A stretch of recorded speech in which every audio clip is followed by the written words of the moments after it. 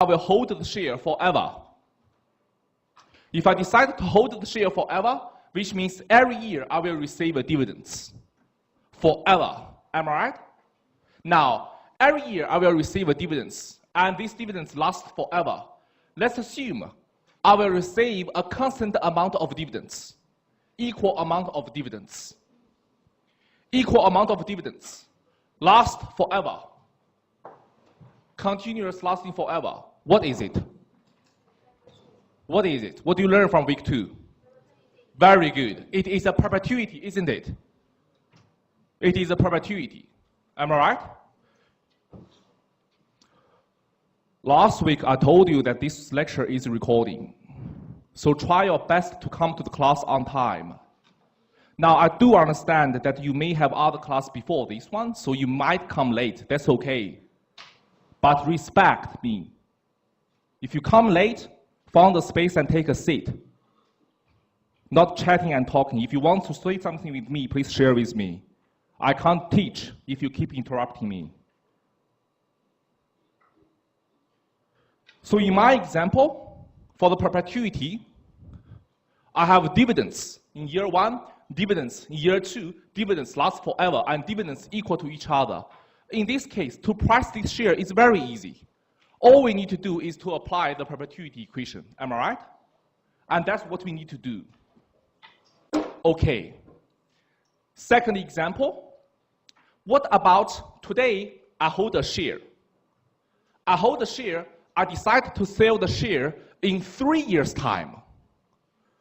In 3 years' time means what? I'll have dividends for year 1, dividends for year 2, dividends for year 3, and then what? I will sell the share, right? How many cash flows? 4 cash flows, which means the price of the share is very easy to be estimated. All you need to do is to discount each of the cash flow one by one back to time 0 and sum them up. Do you agree? For example, year 1 dividends $1, year 2 dividends $2, year 3 dividend $3, selling price $10. What is the value of the share?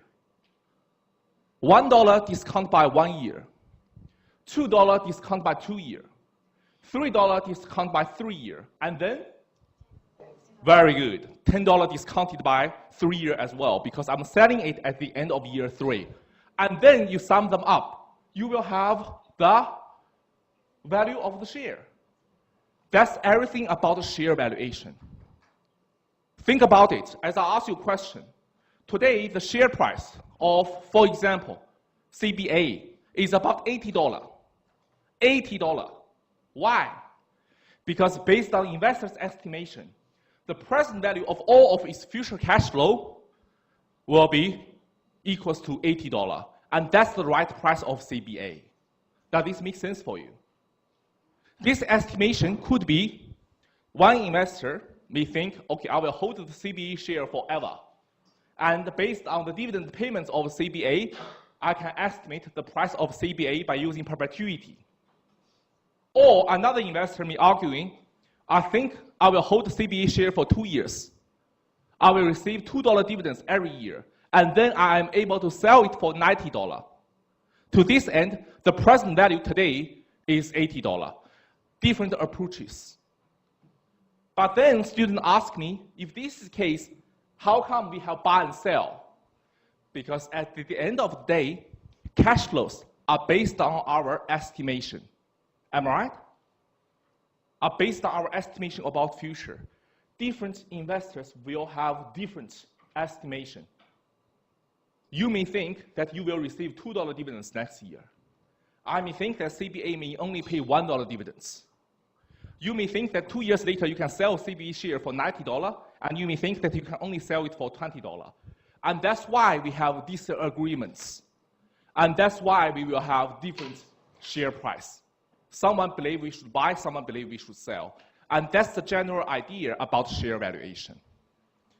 All of those examples are the knowledge that we will cover today. And in the next hour, we are talking about techniques. Okay? All right. Preferred share valuation.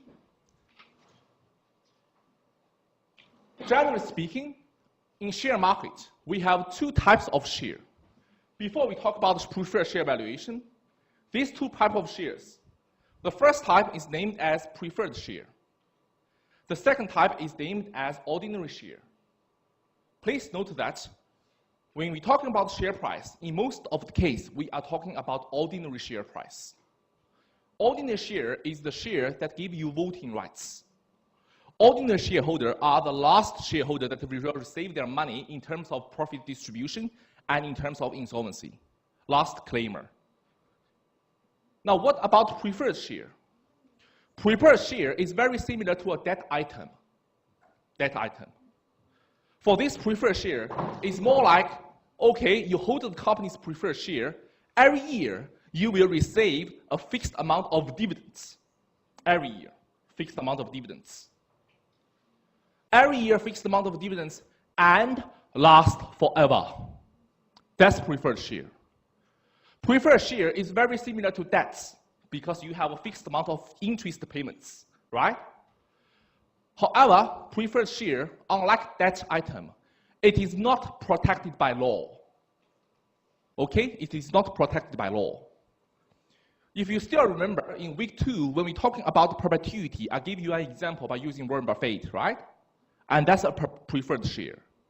Similarly, today we will talk about preferred share. It is a financial instrument that will give you a fixed amount of dividends, last forever. It is a perpetuity. That's everything about preferred share. As a preferred shareholder, you do not have voting rights. No voting rights.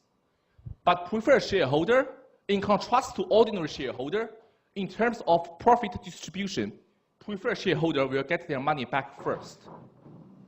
For example, today I have $10 profit. I will pay my interest to my debt holder first. Then preferred shareholder.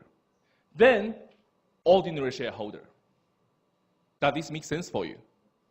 And that's basically everything about preferred share. Let's see one example. That's how preferred share looks like. DP means dividends of preferred share payments. As you can see, preferred share, it is a financial instrument that paid you fixed amount of dividends, DP, and last forever. Constant time interval. Constant cash flow. Last forever. It is a preferred share. Any questions up to this stage? Good. So that's a preferred share. And of course, because it is a perpetuity, this is our preferred share valuation equation. PS0 means share price of preferred share.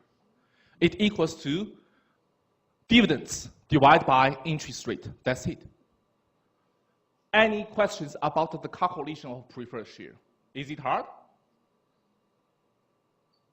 It is very easy, right? Okay. Let's do one example. Investors require an 11% return on a preferred share that pays a $2.3 annual dividends. It is a preferred share. To this end, it must be a perpetuity.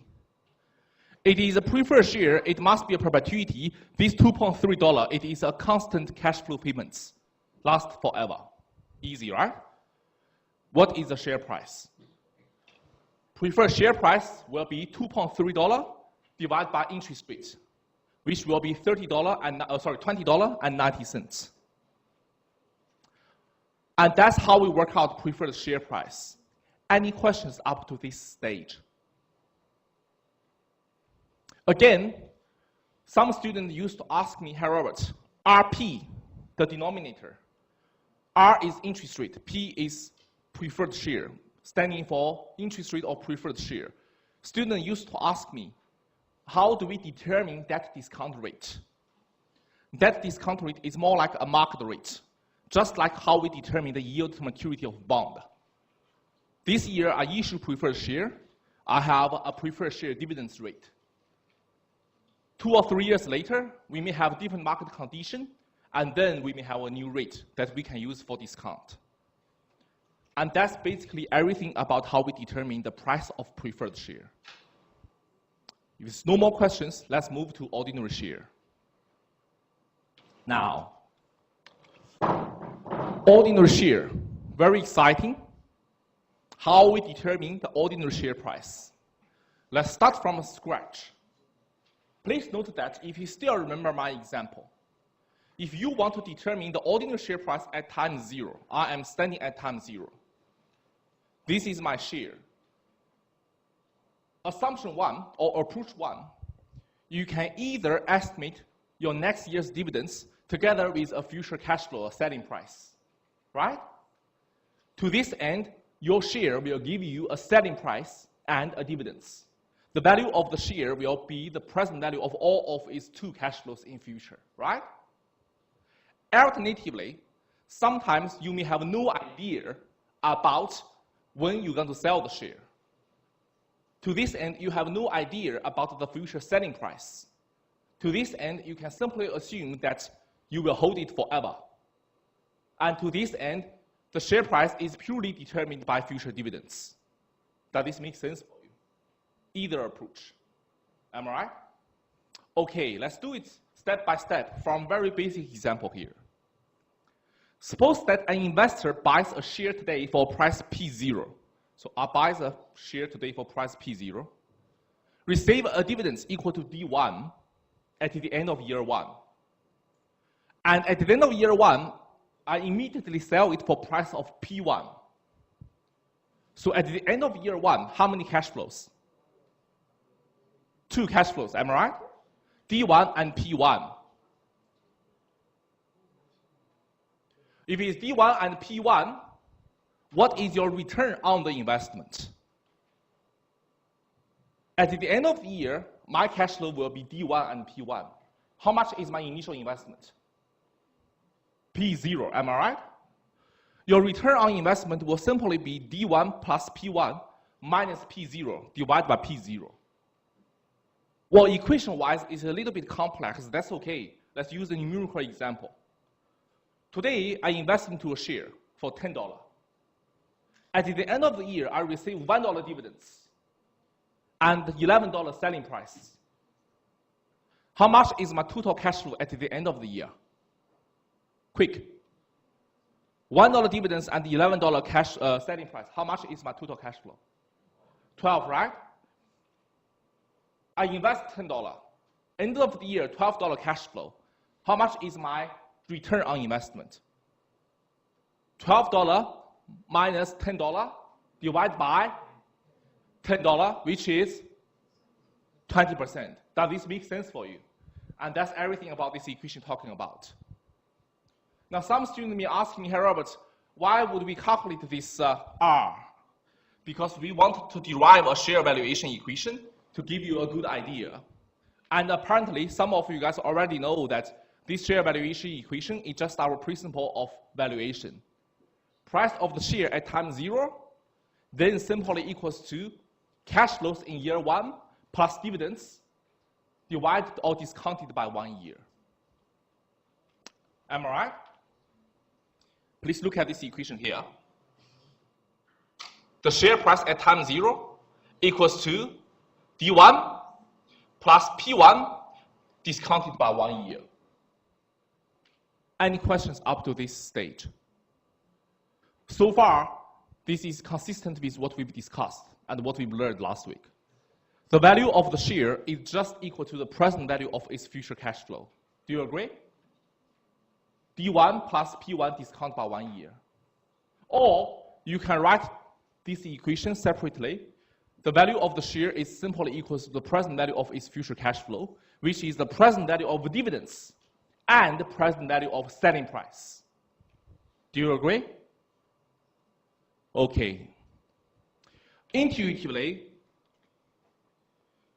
we can apply this equation on this very simple example and then work out the share price. At the end of year 1, you will receive $1 dividends and $15 selling price. Interest rate or discount rate is 10%. Are you able to work out the share price? Can you do that? Discount rate is 10%. 10%. Share price $11. Dividends $1. What is your share price today?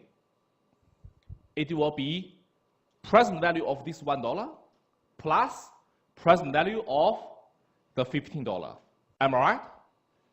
Do you agree? And that's how we work out the present value of share. Up to this stage, any questions? Any questions? So if you look at how we work out the share price, the price of the share is the present value of its future cash flows, which is $1 dividends, $15 price at P1 discounted by 1 year, which is $14.55. Any questions? Happy?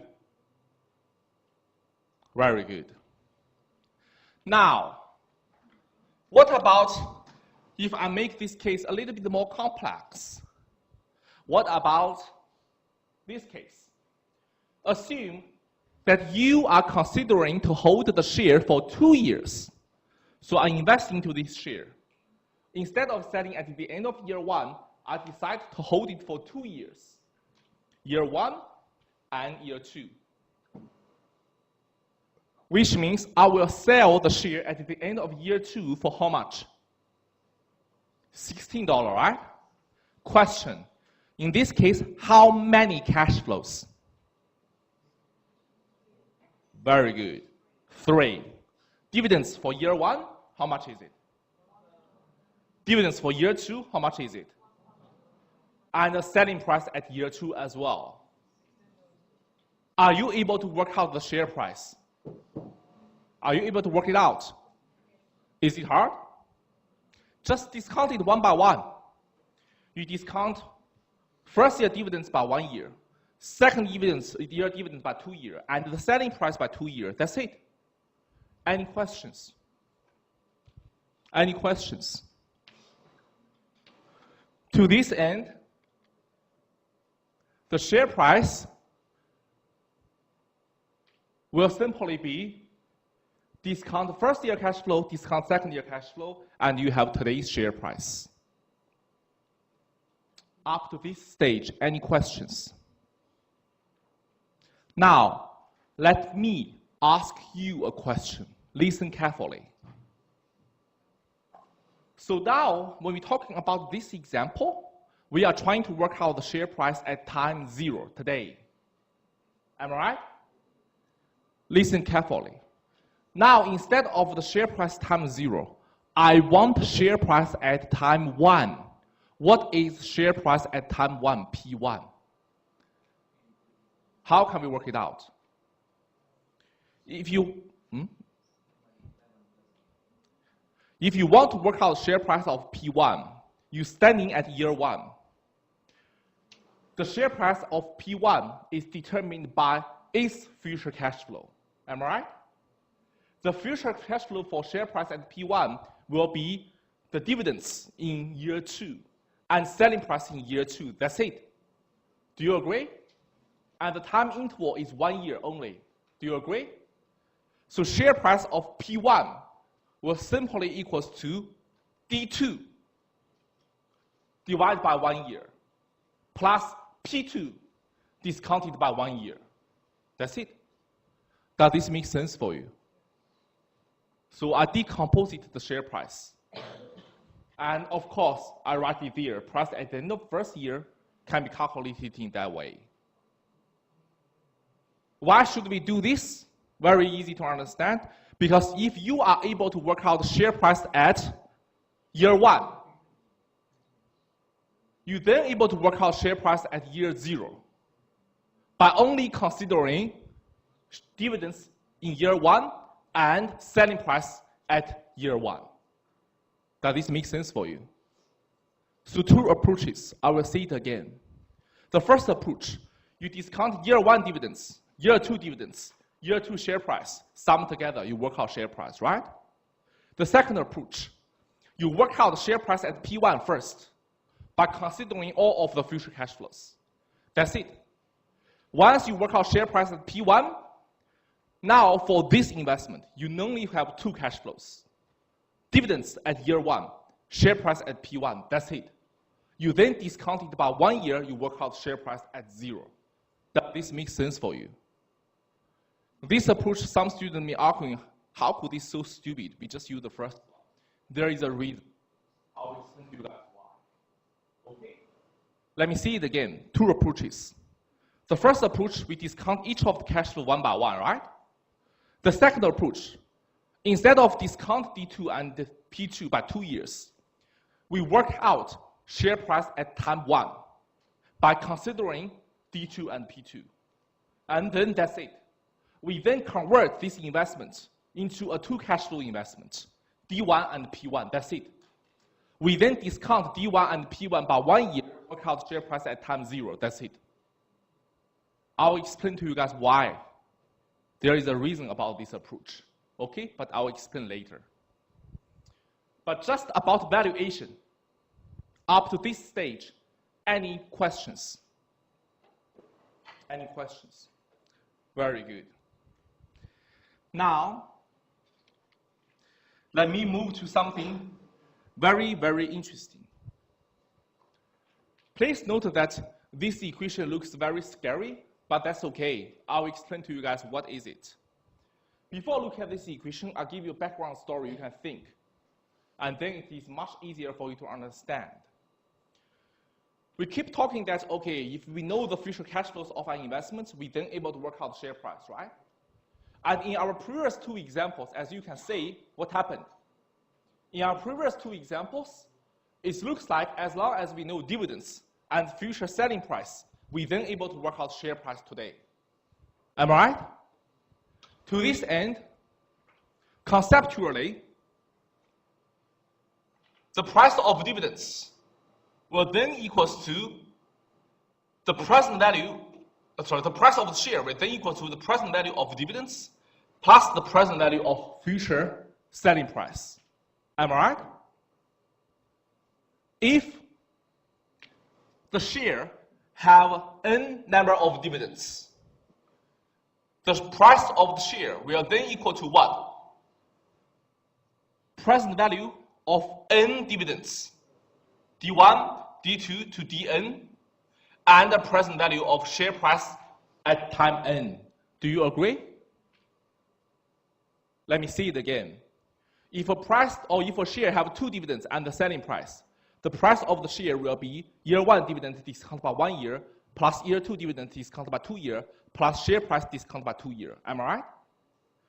To this end, if a share have number n dividends, the price of the share will then be D1 discounted by 1 year, D2 discounted by 2 years, plus D number n discounted by n year, and then plus share price at time n discounted by n year. Do you agree? And that's basically everything about dividend valuation. That's how and why we have a little bit complex equation in the middle. But if in practice, all of those cash flows are based on our estimation or expectation about the future, right? If this is the case, it looks to me that it is very unrealistic for us to estimate a future share price or selling price, especially when you have a very large number of n. Because n, for example, represents number of years. If you are assuming that you will hold the share for 10 years, to this end, you have to estimate a share price at year 10, right? How can you estimate a selling price at year 10? It is impossible. Am I right? How do you even know a selling price of the share at year 10? I'll give you guys a classical example. You can think about it. There's no way that you can predict share price in 10 years. For example, my favorite example, Amazon. In 1997, Amazon launched its RPO. When it launched its RPO, the share price of Amazon is only about $16 per share, 1/6. Last year, Amazon CEO Bezos briefly passed Bill Gates become the richest guy in the world. the share price on 24th of July 2017, last year, is over $1,000 per share. Yesterday, I checked the share price of Amazon. Do you guys know the Amazon share price yesterday? $1,888 per share. 1888. So 20 years ago, it's $16. Now let me ask you a question. If you are standing in 1997, are you able to predict the share price of Amazon in 20 years' time will be $1,088? That's impossible. Am I right? That's impossible. Similarly, in 1997, Nokia is one of the largest companies in the world. And 5 years ago, it went to bankruptcy. You can't predict the share price. It is zero. So in 1997, you told people 15 years later, Nokia share price will be zero. They think you are crazy. Am I right? So it is nearly impossible for us to predict share price in long run. Am I right? To this end, for simplification, we decide to assume instead of selling the share, all we want is to estimate the share price, right? Let's assume we will hold the share forever. We do not consider about selling.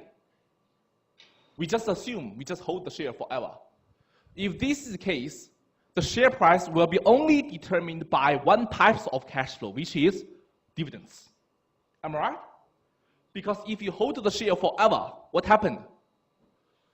You have no selling price.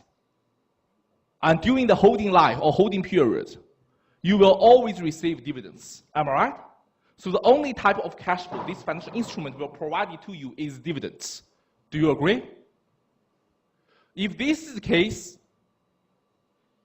we want to write down a share valuation equation. How to write it down? The price of the share is now determined by what? The present value of all of your future dividends. Do you agree? If you look at last equation, the price of the share is simply can be represented by dividends. D1 discount by 1 year, D2 discount by 2 years, D3 discount by 3 years, forever. Does this make sense for you? Up to this stage, any questions? Yes? Very good question. I'll come back to that question probably in 30 minutes time, because we have another method I'm going to teach you called free cash flow approach. I'll come back to that method. Okay? So it's asking what about the company do not pay dividends? You can't use this method. I will teach you another approach. Okay? But in this case, we just assuming this company is paying dividends and lasts forever. Up to this stage, any other questions? Now, you may be wondering, hey, Robert, okay, you do a simplification. You make an assumption, this share lasts forever. But even it is lasts forever, we now only have one type of cash flow, dividends, right? How do we estimate dividends in future? Most importantly, you told us these dividends last forever. How do we even know the dividends in 100 years' time? What are we going to do? Again, we decide to make another assumption. The first assumption that we decide to make is, okay, if we can assume this company only pay dividends, and if we assume you decide not to sell the share, let's assume the dividends last forever and equal amount of payments. So equal to each other. If this is the case, what is it? Dividends last forever and equal payments, equal time interval. Again, it is the perpetuity, just like our preferred share, isn't it? So D1 equal to D2 equal to D3 equal to Dn. If this is the case, are you able to work out the share price? With this assumption, of course we can. And the share price will then equal to D divided by R, a perpetuity. Any questions? Please note that there is a name of this equation.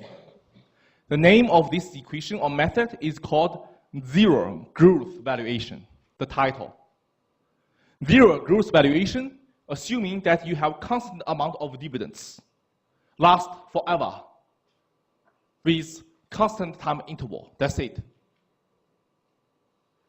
If we have such an assumption, it looks like everyone can estimate the share price, as long as you have a reasonable estimation about the dividends next year. Do you agree? Up to this stage, any questions? Any questions? Very good. Now, there is an example in slides, what is 16 or something, or 13, about the zero gross dividends.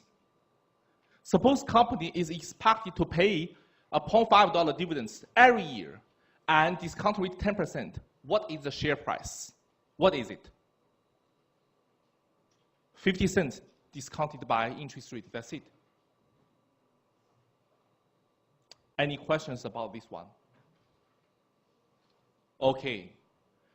Let me ask you a question. We make such an assumption. Well, do you think this assumption is reasonable? Do you think it is reasonable for you to assume a constant amount of dividends payments?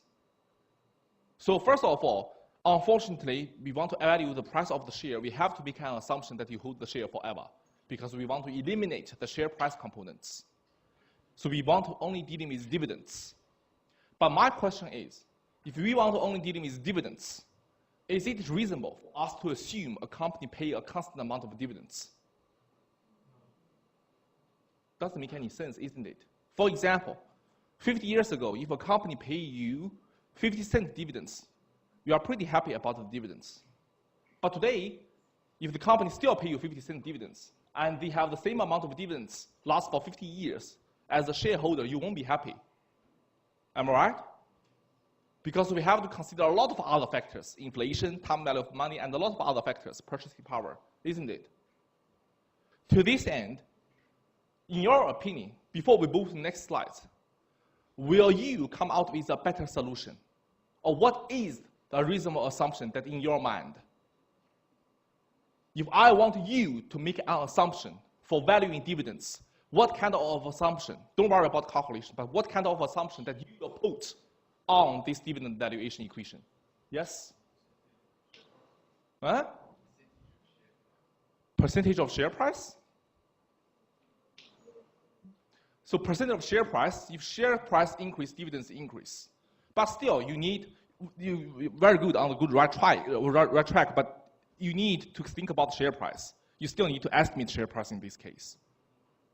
But you are right, at least you're trying to considering the trend of the dividends movements. Any other thought? How do you think?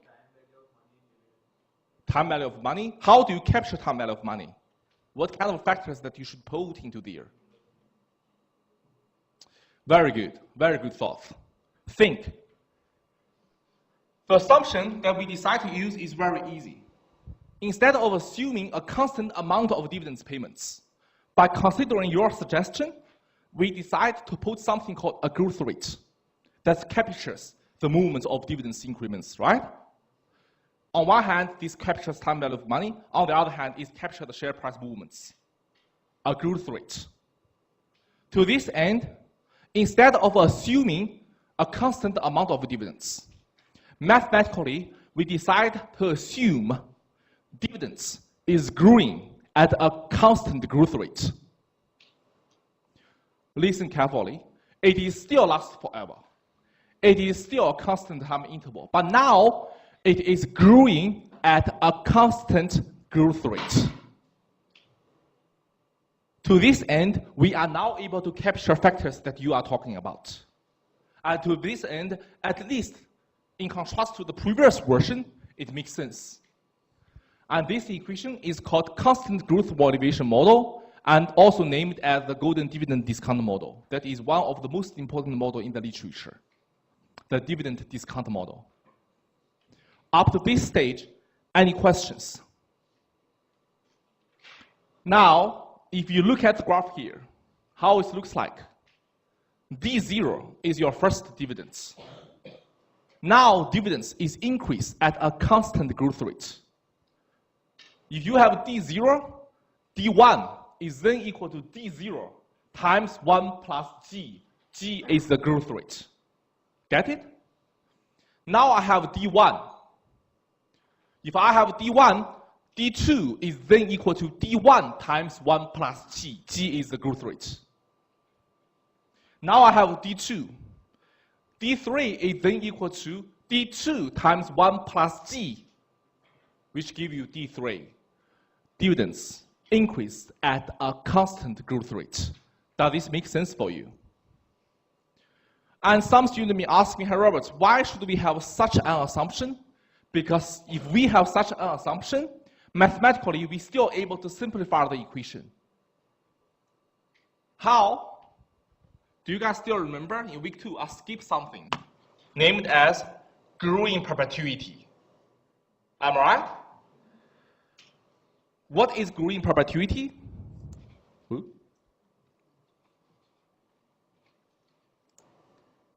What is growing perpetuity? Growing perpetuity, it is a perpetuity that growing at a constant growth rate, like this one here. Instead, or in contrast to perpetuity, if you look at the equation, perpetuity equals to D divided by R, right? Am I right?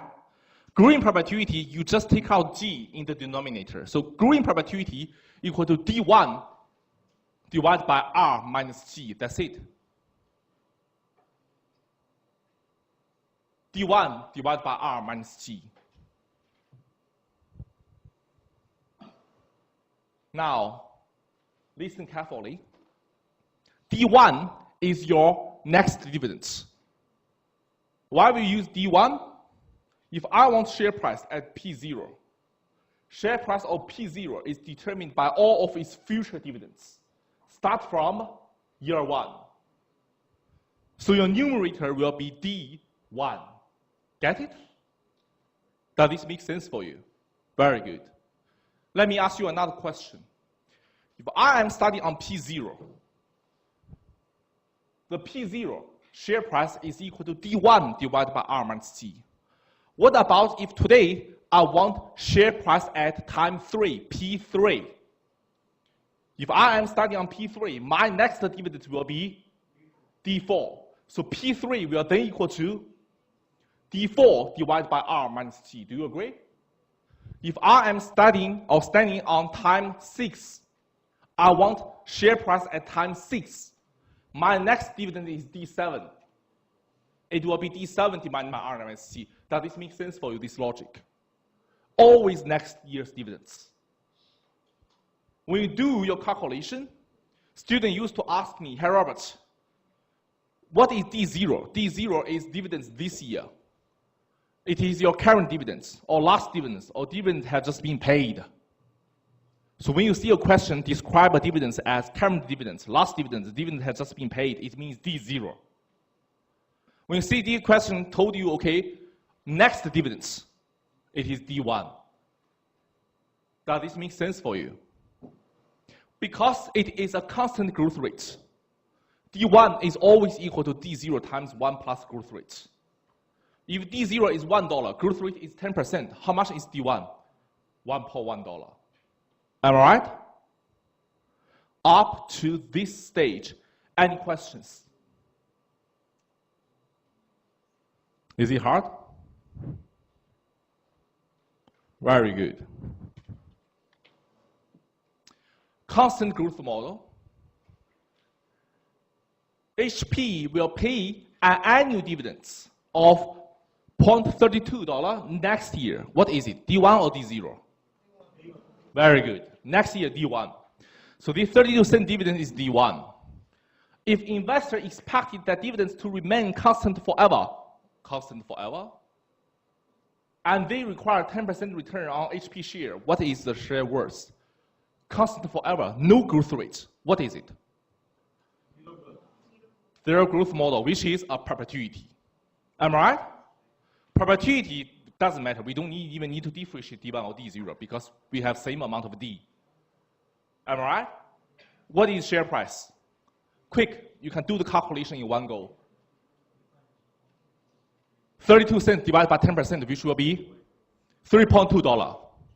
Am I right? Very easy. Now, what about if the stock or if investor expect dividends to grow at 3% per year? So instead of a constant dividends payment, now it's growing at a constant growth rate, 3%. So G is 3%. G is 0%, D1 is given. Share price equals to D1 divided by R minus G. Am I right? Which will be 32 cents divided by 10% minus 3%, which gives you a share price at $4.57. Makes sense. Now you have higher share price. Why? Because now you are expecting HP pay more dividends in future because its dividends growing at a constant growth rate in contrast to constant. Am I right? Up to this stage, any questions? Any questions? All right, that's basically most of the stuff of dividend growth model. At the very beginning, we talked about perpetuity, zero growth model. Then you told me, this assumption, I don't like it, doesn't make sense. We decide to have a growth rate, constant growth rate. Let me ask you a question. For the constant growth rate model, in your opinion, what is the major limitation of this method? Or do you think this method is reasonable? If not, what's your thought? Yes?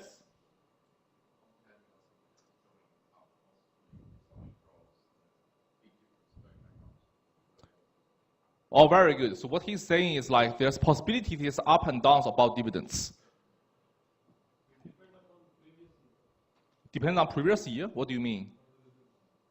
It's always depend on previous year, but I was just thinking what are the major drawbacks of the assumption here? You make a good point. Any other thoughts? What do you think? Think about it. Company is like a legal person. A legal person is just like us. We have life cycle, right? Company, they have business cycle, right? If we have life cycle, we have a growing stage, right? You're age 0 to age 18, this is your growing stage. And you have a mature stage, right? Similarly, for the company, they do have a growing stage. And there's a mature stage. And most likely, for a company, it is highly unlikely that they have a constant growth rate. Do you agree? The growth rate could be variable, isn't it? Does this make sense for you? And captures what you were saying. If you only consider the growth rate, there's up and down. But we can't capture down, we're probably only considering up. But there's different stage. Am I right? Now, let's have this in our mind. What should we do?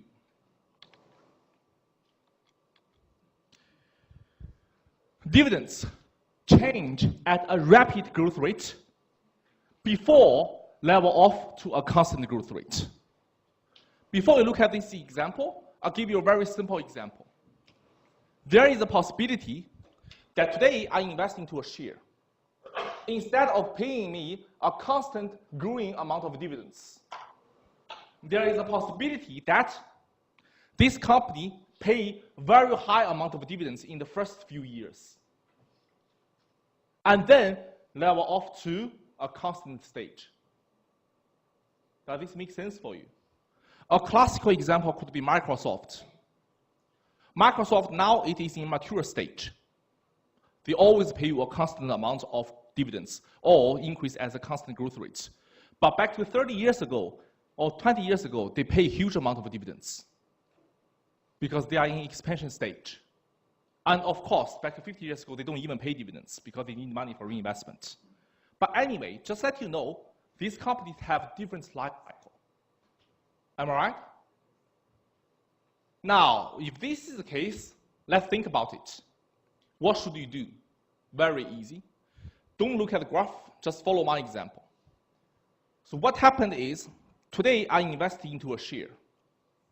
This share will pay me $5 dividends in year 1, $6 dividends in year 2. That's it. Then move to year 3, its dividends will increase at a constant growth rate of 5%. That's it, lasts forever. If this is the case, how do we capture the price of the share? Let me repeat my question, and you think it for me, okay? Think about it. I invest into a share. This company will pay me $5 dividends in year 1. That's it. $6 dividends in year 2. And start from year 3 onward, the company will pay a dividends that increase at a constant growth rate of 5%. If this is the case, what is the price of the share? Let me ask you a question. If this is the case, is it a perpetuity? We do not have same amount of cash flow, right? Is it a growing perpetuity? No, right? Then what should we do? It looks like if it's not perpetuity, not growing perpetuity, you need to do it one by one. But it lasts forever. Is it possible? Then what should we do?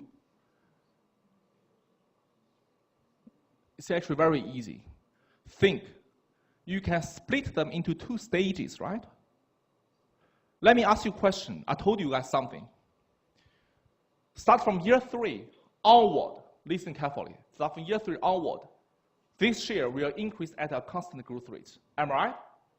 Which means start from D3 onward, the share price or the dividends is increased at a constant growth rate. Do you agree? To this end, am I able to work out a share price at time 2, P2, by using constant growth rate model? Yes or no? Because P2 is equal to D3 divided by R minus constant growth rate G. Am I right? And as we all know, start from year 3, the dividends increase at a constant rate. So if I am able to identify the constant growth stage, I then work out a share price 1 period ahead, P2. I can apply the constant growth rate model. Am I right? By doing this, listen carefully, I work out a share price P2, and this share price P2 captures all of the future dividends. That's it. Am I right? Now, what about share price at P0? The share price of P0 only determined by 3 future cash flows. $5 in year 1, $6 in year 2, and my P2 in year 2. All we need to do is to discount these 3 cash flow one by one. Sum it up. Does this make sense for you? Is it hard? If in examination you have such a question, this will be a 10-mark question. A lot of marks, but it is not hard. Your exam only 60 marks. If in exam you have such a question, that will be a 10-mark question. So easy marks, okay? But think about the logic. Let me say my example again. Let's do it again. We have plenty of time. I invest into a share today. In year 1, it gives me $5. In year 2, it gives me $6. Start from year 3 onward, the dividends will increase at a constant growth rate, 5%. That's it. What is the share price of the share today? Apparently, we cannot apply the zero growth rate model or constant growth rate model on all the dividends because they are not constant. But what we can do, we divide it into 2 stages. Stage 1, I am standing at year 2. I look onward. Start from year 3 onward, dividends increase at a constant growth rate. So P2 then equal to D3 divided by R minus C. That's it. So I have a share price P2 that captures all of the future cash flows. Now the share price of P0 is only determined by 3 cash flows. The $5 in year 1, the $6 in year 2, and the P2 in year 2. And then you discount it one by one, the second stage. Sum it up. That's it. Any questions up to this stage? All of what we've discussed can be explained in this timeline. If you look at this timeline, the company may experience a high growing stage for the first 3 years.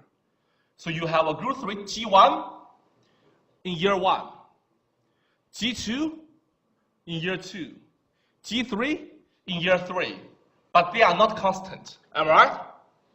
You will only have a constant growth rate start from year 4 onward, G4. Do you agree? Then what should we do?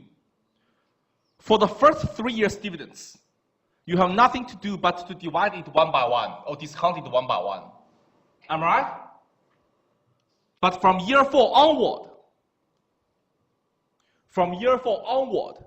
start from D4, constant growth dividends.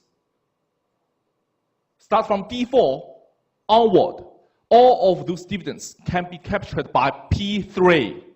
Can you see P3? Where P3 is equal to D4 divided by R minus C.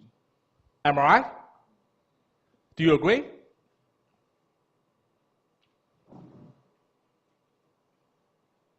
Up to this stage, any questions? Any questions? And then, intuitively, you use P3 captures all of the dividends from D4 onward. Now, the share price of P0 can be represented by its future cash flow D1, D2, D3, and P3. Am I right? That's it. And then what should you do? Discount each of them one by one. D1 by 1 year, D2 by 2 years, D3 by 3 years, and then P3 by 3 years. And of course, you can substitute the equation into P3 equation into the large equation. You can work it out. Again, you need tons of practice. But intuitively, do you understand how we do this? Let me see it again. You need a lot of practice. Trust me, you need practice. Now, please note that today, your first assignment, your APIA, first homework, time value of money due today. You still have some time to do it evening. But please remember, there is a first assignment due today. And of course, next month you have a second assignment due. You have homework every week. I want you to practice. Let me see it again. I've been taught more than 10,000 students over the past 10 years. More than 10,000. My experience is this unit is nothing to do with level of intelligence. It's all about hard working. No matter how smart you are, if you leave everything to the last day, you will fail this unit for sure. It's not like a law unit or other units that you've been experienced before. Robert, don't worry. I will schedule 2 or 3 days before the exam. I will do everything. That's impossible. If you only leave 1 or 2 days before the exam and you prepare, you won't pass. You need to spend some time to learn across the trimester. All right? It is not hard for me to explain the concept with you, but trust me, when you're trying to do this question, without my explanation, it is not that easy. Okay? It's just like accounting, you need to practice.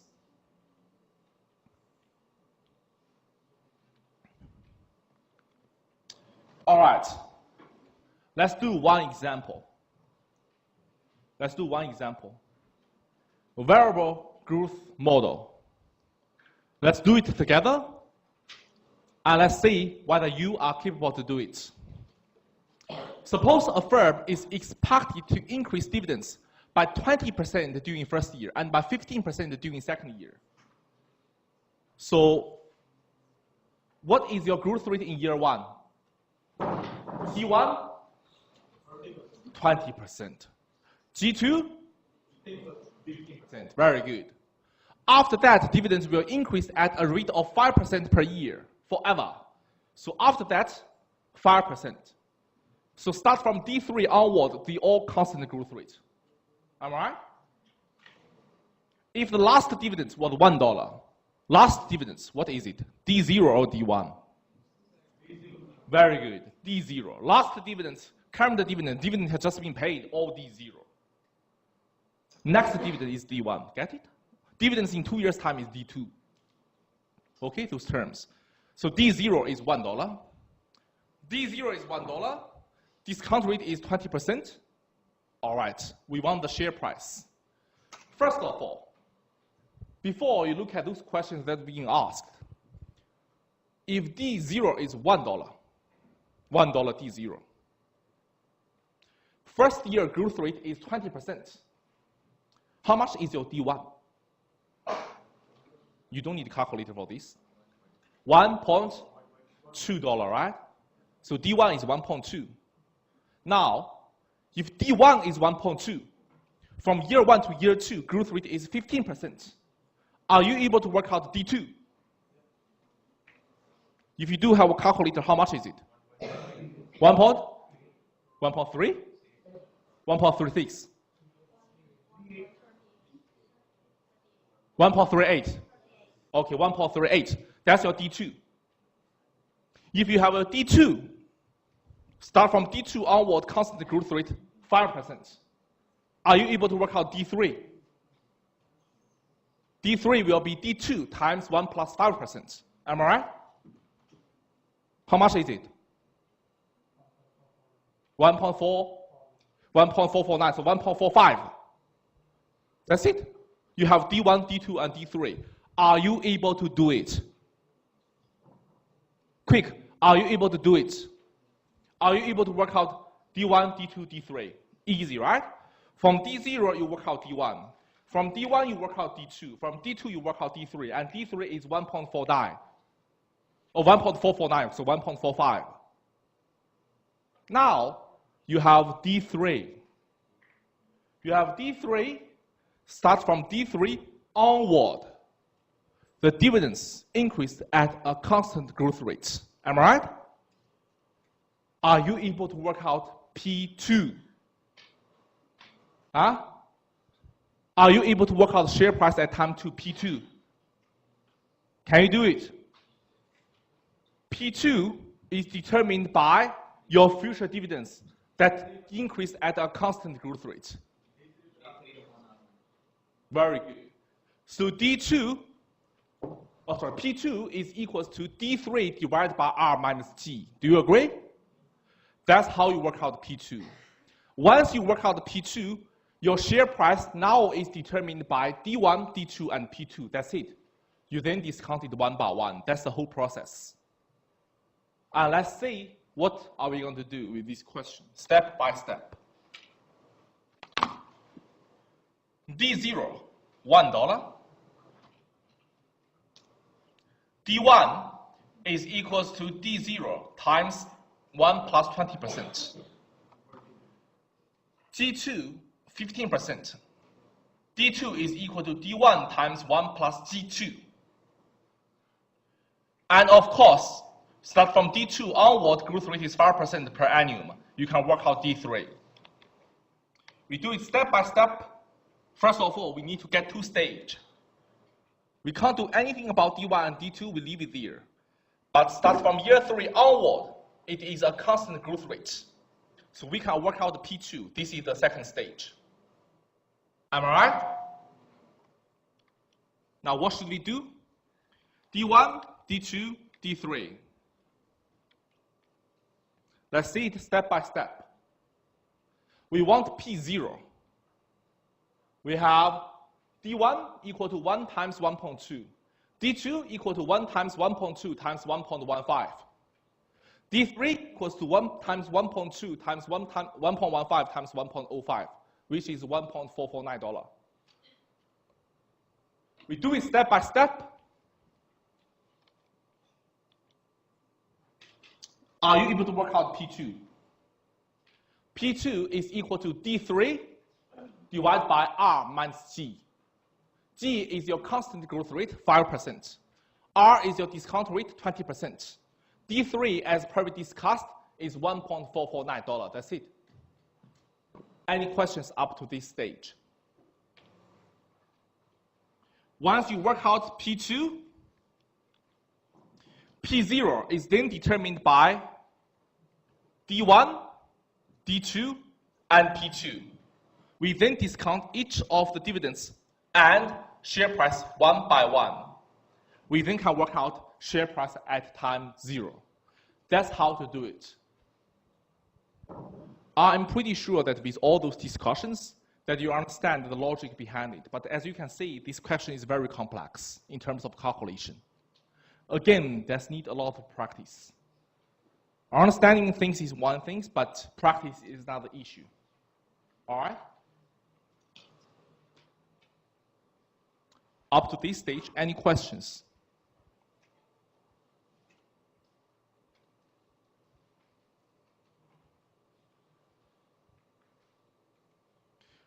Finance is just like you watch a YouTube video. You search YouTube video how to shoot a basketball.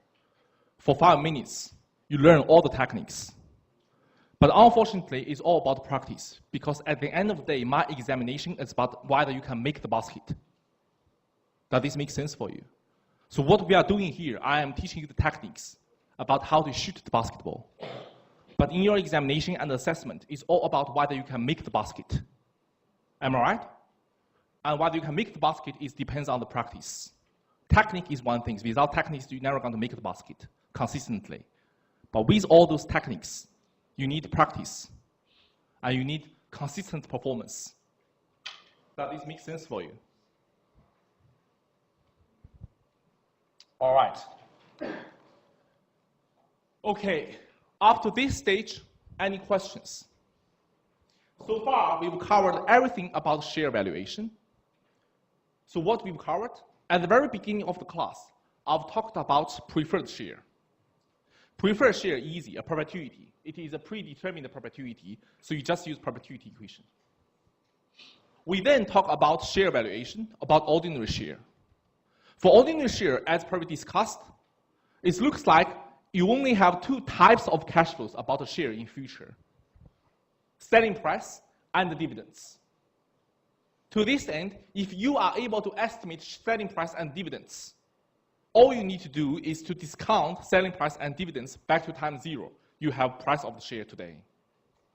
But unfortunately, as previously discussed, it is nearly impossible for us to predict share price in future or estimate the share price in future or selling price. It is very hard. My Amazon example, right? To this end, let's make it easy. We hold the share lasted forever, so the only type of cash flow is dividends. So we put it in this way. We have this kind of mindset. If the only type of cash flow is dividends, all we need to do is to work out the present value of all of its future dividends. And then we need further assumptions. We can't do it one by one because it lasts forever. We can't discount it one by one. So first assumption, let's assume there's no growth rate. Constant amount of dividends lasts forever. 0 growth valuation. Constant growth rate, constant dividends last forever. Equal time interval. Again, it is a perpetuity. We then discussed, and then students told me, hey Robert, this is not reasonable. This assumption is stupid. We need a better assumption. So we decided to have a better assumption to capture the growth rate. We then have a constant growth model. That is, the dividends increase at a constant growth rate. But the growth rate must be constant. Dividends increase at a constant growth rate. Last forever, equal time interval. It is a growing perpetuity. Growing perpetuity, share price at time 0 will equals to D1, next dividends, divided by R minus G. Share price at time 5 will be next dividend D6 divided by R minus G. That's about constant growth model. Am I right? We then have a further discussion, like previously discussed, company have life cycle like us. It is not good for us to assume there is only one constant growth rate during the life cycle of the company. To this end, we have a 2-stage variable growth rate model. For the first few years, company may experience very high growing stage with high growth rates, and then went into the mature stage. Then what should we do? To this end, we divide it into 2 stages. Step 1, we figure out when is it a constant growth rate stage. we figure out the constant growth rate today start from D3. We use P2 to capture the future dividends by using the constant growth rate model. Am I right? Once we use P2 to capture all future dividends, then the share price at time 0 is determined by D1, D2, and P2. That's it. We then move to second stage, discounted one by one, sum it together. That's basically what we've learned in the first half of the seminar. Any questions? Any questions? Okay, this slide is quite important. I'll explain to you guys why, but I won't spend a lot of time because that could be part of your assessment work. Question, how to estimate growth rates? Students used to ask me, hey Robert, today I want to go home and I want to estimate a share price. And based on what you learned today, it looks like as long as I know the next dividends, as long as I have a reasonable estimation about D1, and we work out R and G, I assume the company is paying constant growth rate, I can work out the share price. But the question is, how to work out the growth rate? There are two different approaches to work out growth rates. The first approach is through retention rate times return on equity. That is one way. Now, what is it? I'll give you guys a very simple example. Generally speaking, return on equity means your return from your investments. Now, return on equity, for example, 10%, is a proxy for the amount of money that you have in your pocket at the end of the year ready for distribution. For this return on equity, you have two choices. Option 1, you can distribute everything to your shareholder. If you distribute all of your return on equity to your shareholder, it means what? It means you have nothing retains for reinvestments. Am I right? Option 2, instead of give shareholder everything, you may want to retain something. For example, you decide to retain 40% of your equity for reinvestment. If this is the case, the company will have a growth rate in future because you are assuming the company's income will grow in the future because you have more money for investment. Does this make sense for you? And that's why by using retention rate, the rate that you decide to retain the equity times return on equity, it will give you a rate of growth rate. For example, if your company last year's return on equity is 10%, if the company decides to retain 40% of their retained earning, your growth rate will be 40% times 10%, which will be 4%. Does this make sense for you? That is one approach. So if you want to work out the growth rates of dividends, you may be able to go to the financial statements, work out the retention rate, times growth rates, times return on equity. All those information are in the company's financial statements. That's approach 1. But we do have another approach. That is by using historical data. For example, if Microsoft paid $1 dividends 10 years ago, $1.1 9 years ago, $1.2 8 years ago, $1.3 7 years ago, etc., etc., etc. You have all those historical data. Generally speaking, based on the historical data, you then able to estimate a growth rate. Am I right? If you are able to calculate a growth rate, you then able to estimate or apply this growth rate to estimate your next dividends. Because for those companies, if you clearly observe a trend about their dividends payments, it is highly likely that this company will use the same dividends growth rate for their next dividend payments. Does this make sense for you? For example, if there is a company, based on your estimation, you realize every year the company's dividends increase at 5% for the past 20 years. It is a clear trend. To this end, you can make a reasonable assumption that this year the company will use 5% growing rate for their next dividends. If this year the company's dividend is $100, next year is more likely will be $105. D1 will be $105. Does this make sense for you? Now, some students may ask me, hey Robert, How do we work out growth rate? Two methods. It could be either arithmetic average. Arithmetic average is growth rate every year, then you take the average. Or it could be geometric average. I don't want to spend any time on this because you need to work it out by yourself. I'll explain to you guys why, because this is your assessment. Okay? And that's the hints that I can give to you. So I have these slides here to help you for your second assignment. Okay, so but that's everything that I can tell you. Now, he asked me a question, a very good question. So far, we've learned everything. We've learned everything about share price. We've learned everything about share price, about how to estimate share price by using dividends.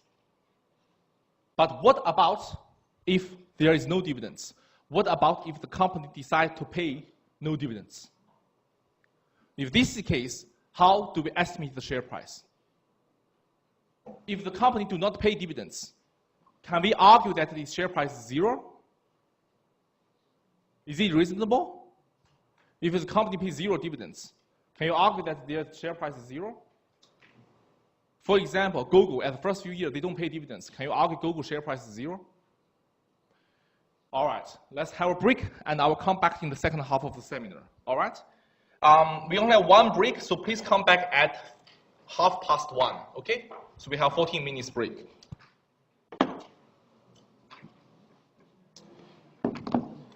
For those students who want to ask me about, again, your assignment 1, you can come to ask me, okay, during the break. So I think the student want to ask me something.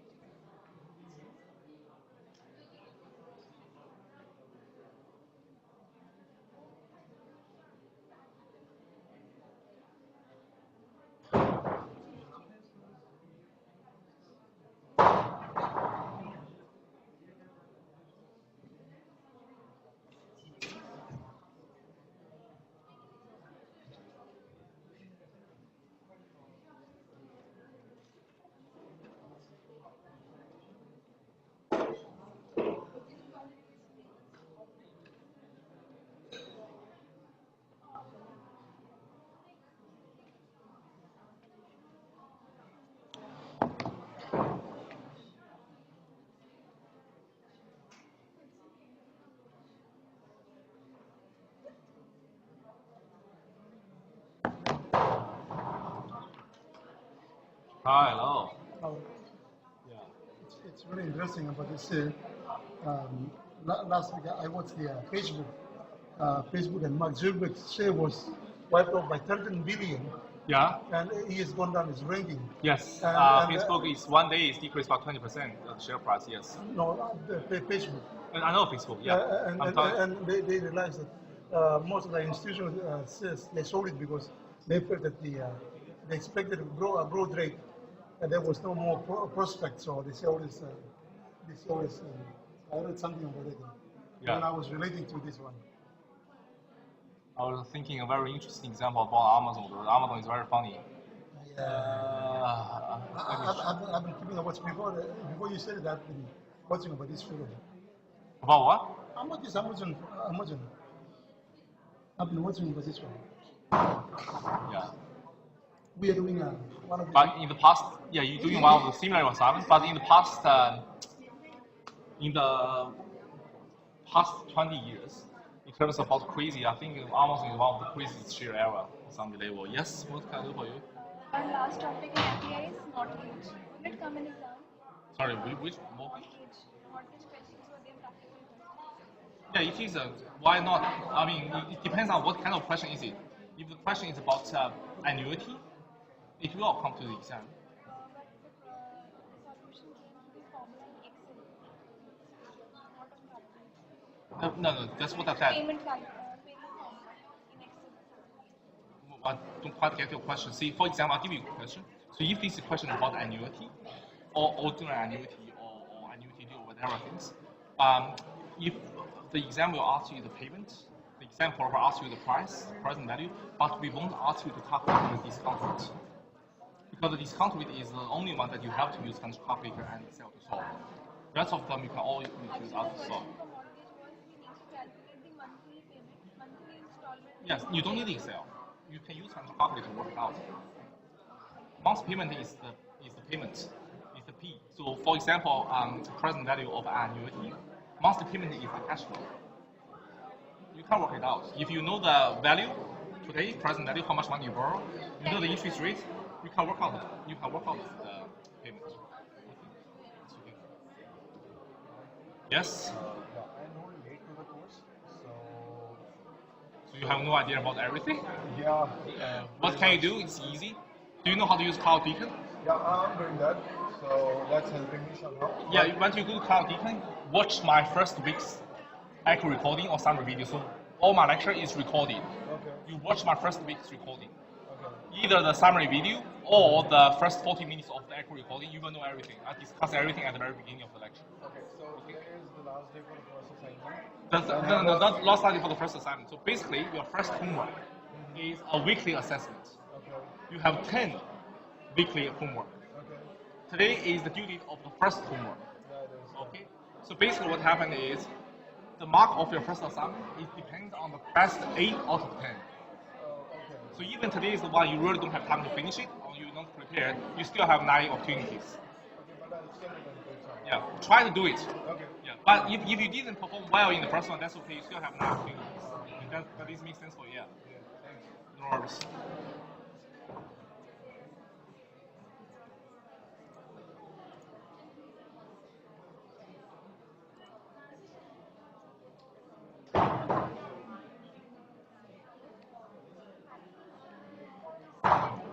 Assignment with Priya, if we completed this thing, that's done, or like we have to redo something? If because this different computer version, nowadays most of you using Apple or something, it's just not. You may not have that doesn't matter. It will be automatically submitted. Yeah, like so if I completed all the sections, that's done, right? Yeah, That's it will be done. automatically submitted. Yeah, like it's.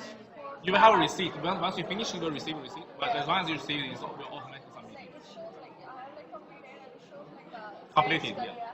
high score and like captured and all. If I open that one, so that's completed. Yes. Okay, no worries.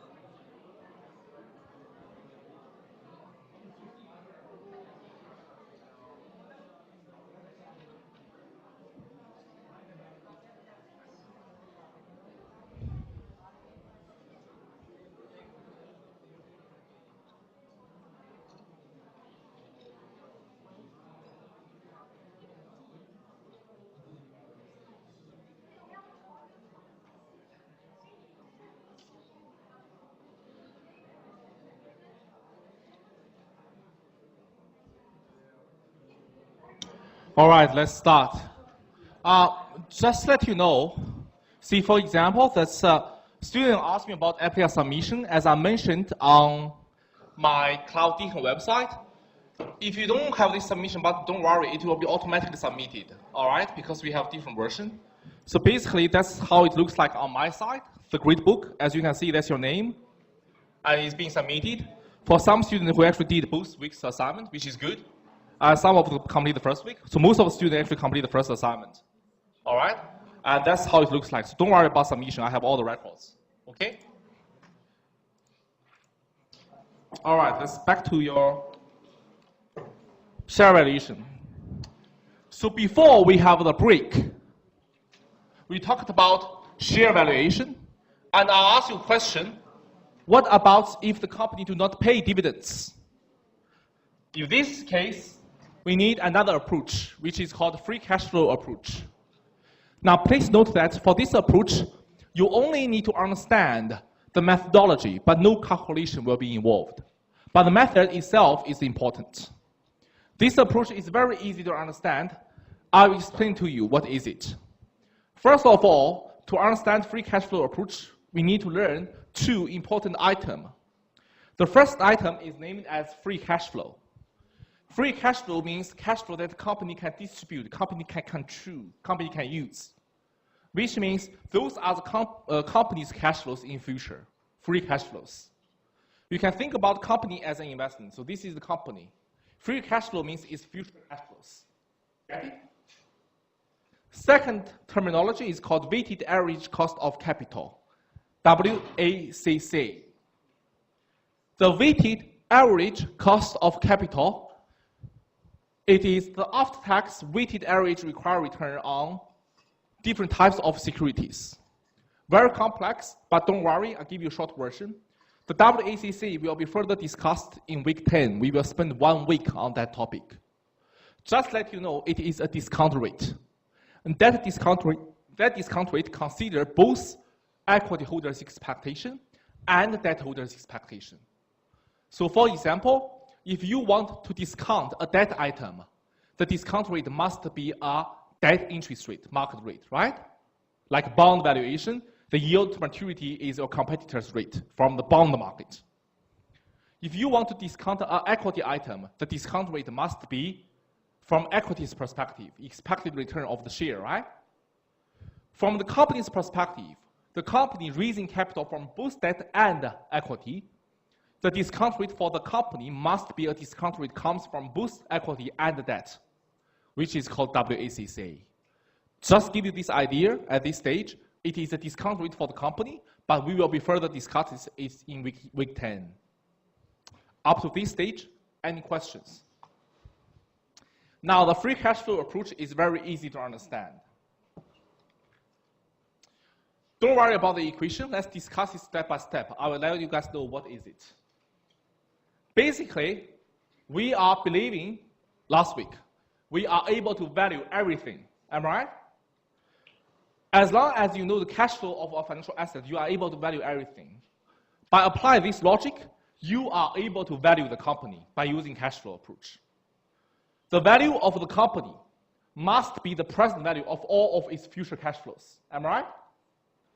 The value of the company must be the present value of all of its future free cash flows. To this end, all we need to do is to use free cash flow, step 1. If you are able to estimate company's future free cash flow, you then discount it by WACC, company discount rate. You will then work out the value of the company. That's step 1. Get it? Any questions up to this stage? That's step 1. Because our goal, we want share price, right? So step 1, we're using cash flow, work out the value of the company by using our valuation principle. So that's how it looks like. The first equation there, discount each of the free cash flow one by one, forever. You don't need to worry about the calculation, just the methodology itself, okay? Once you work out the value of the company, step 2, value of the company is determined by what? Debt and equity, am I right? Think about it. When you study accounting, asset equal to what?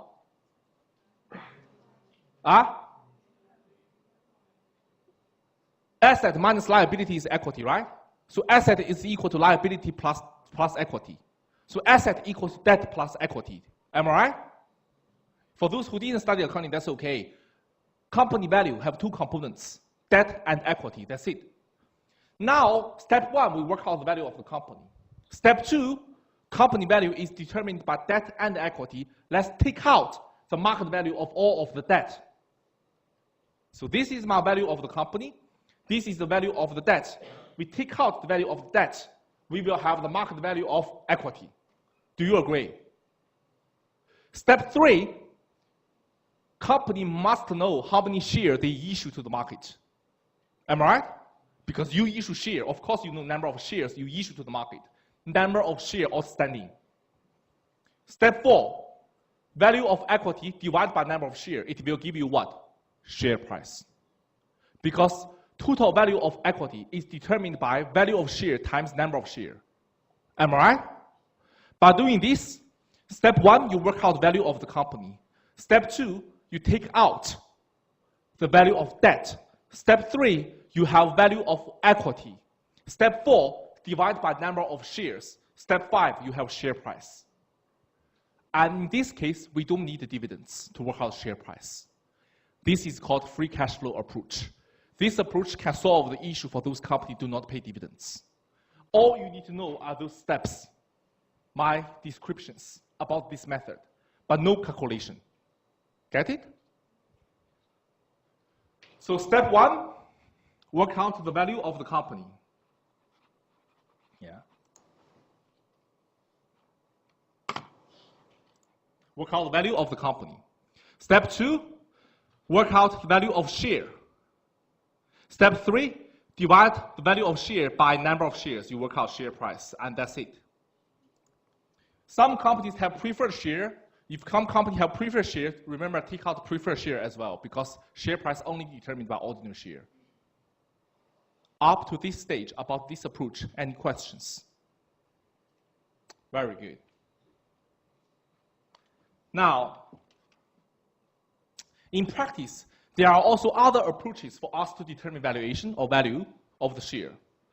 Those approaches are not as common as dividend approach, not as, what I should say, not as good as this approach as well, but still, it's quite practical. The first one is called book value approach. Is the value of a company's equity as recorded of the company's balance sheet. This approach is quite stupid. It's more like an accounting method. It's using historical value. So basically what happened is, if you're not sure about the share price, you are using book value from the accounting book. Because at the first day when you issue share, on your accounting balance sheet, there must be a book value of the market capital, equity, using book value. But as you can see, this number must be outdated. Like my Amazon example. If you look at the book value of the share price on the issuing date is $16, but the market price today is $1,800. So you can't use book value, right? But that's one approach. Second approach, liquidation value. Liquidation value approach is very funny. So he's arguing, okay, let's do it in this way. What about if today, let's assume the company went to bankruptcy. If the company liquidated today, the amount of cash that remains if the company's assets are sold and all liability are paid. So if you assume today we decide to finish our business, how much money that we can sell, or how much that we can sell our assets, and how much is our outstanding liabilities. We take the difference, we have the equity value, and then divide by number of shares, we work out share price. That is called the liquidation approach. Like today, my company is good, but I want to use this approach. Let me think. If I sell everything today, I will have $1 million asset in my pocket. And I have $500,000 outstanding debt from the bank. I pay off all of my debt, the cash remaining for equity holder will be $500,000. We'll divide by number of shares, that will be share price. Any questions? Easy, right? The last one is called comparable multiples, which is most commonly applied in practice. Comparable multiples is more like financial performance indicators. The amount of investors are willing to pay for each dollar of earning, the most important performance indicator, price-earning ratio, PE ratio. You probably heard about this PE ratio before. So price-earning ratio is the amount of investors that are willing to pay for each dollar of earnings. How much money are you willing to pay for each dollar of earning? Notably, PE ratio is a very important figure because PE ratio can be applied within an industry. For example, within the industry, you and me, we are doing the same business. if you and me, we are doing the same business, intuitively, for $1 of earning, investors should willing to pay the same amount of price. Am I right? Let me say, for $1 of earning, investors were willing to pay the same amount of price. Do you agree? Because we are in the same industry. That's called comparable multiple. To this end, if this is company A, this is company B, we are not sure about company A share price. All we need to do is to check the PE ratio of company B or the PE ratio of the industry. We have the PE ratio of the industry, we then apply to this company. We compare this industry's earning or this company's earning, we work out the share price. Does this make sense for you?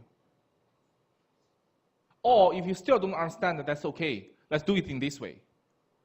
Today, the PE ratio of this industry is 10, which means for each dollar of earning, the share price will be $10.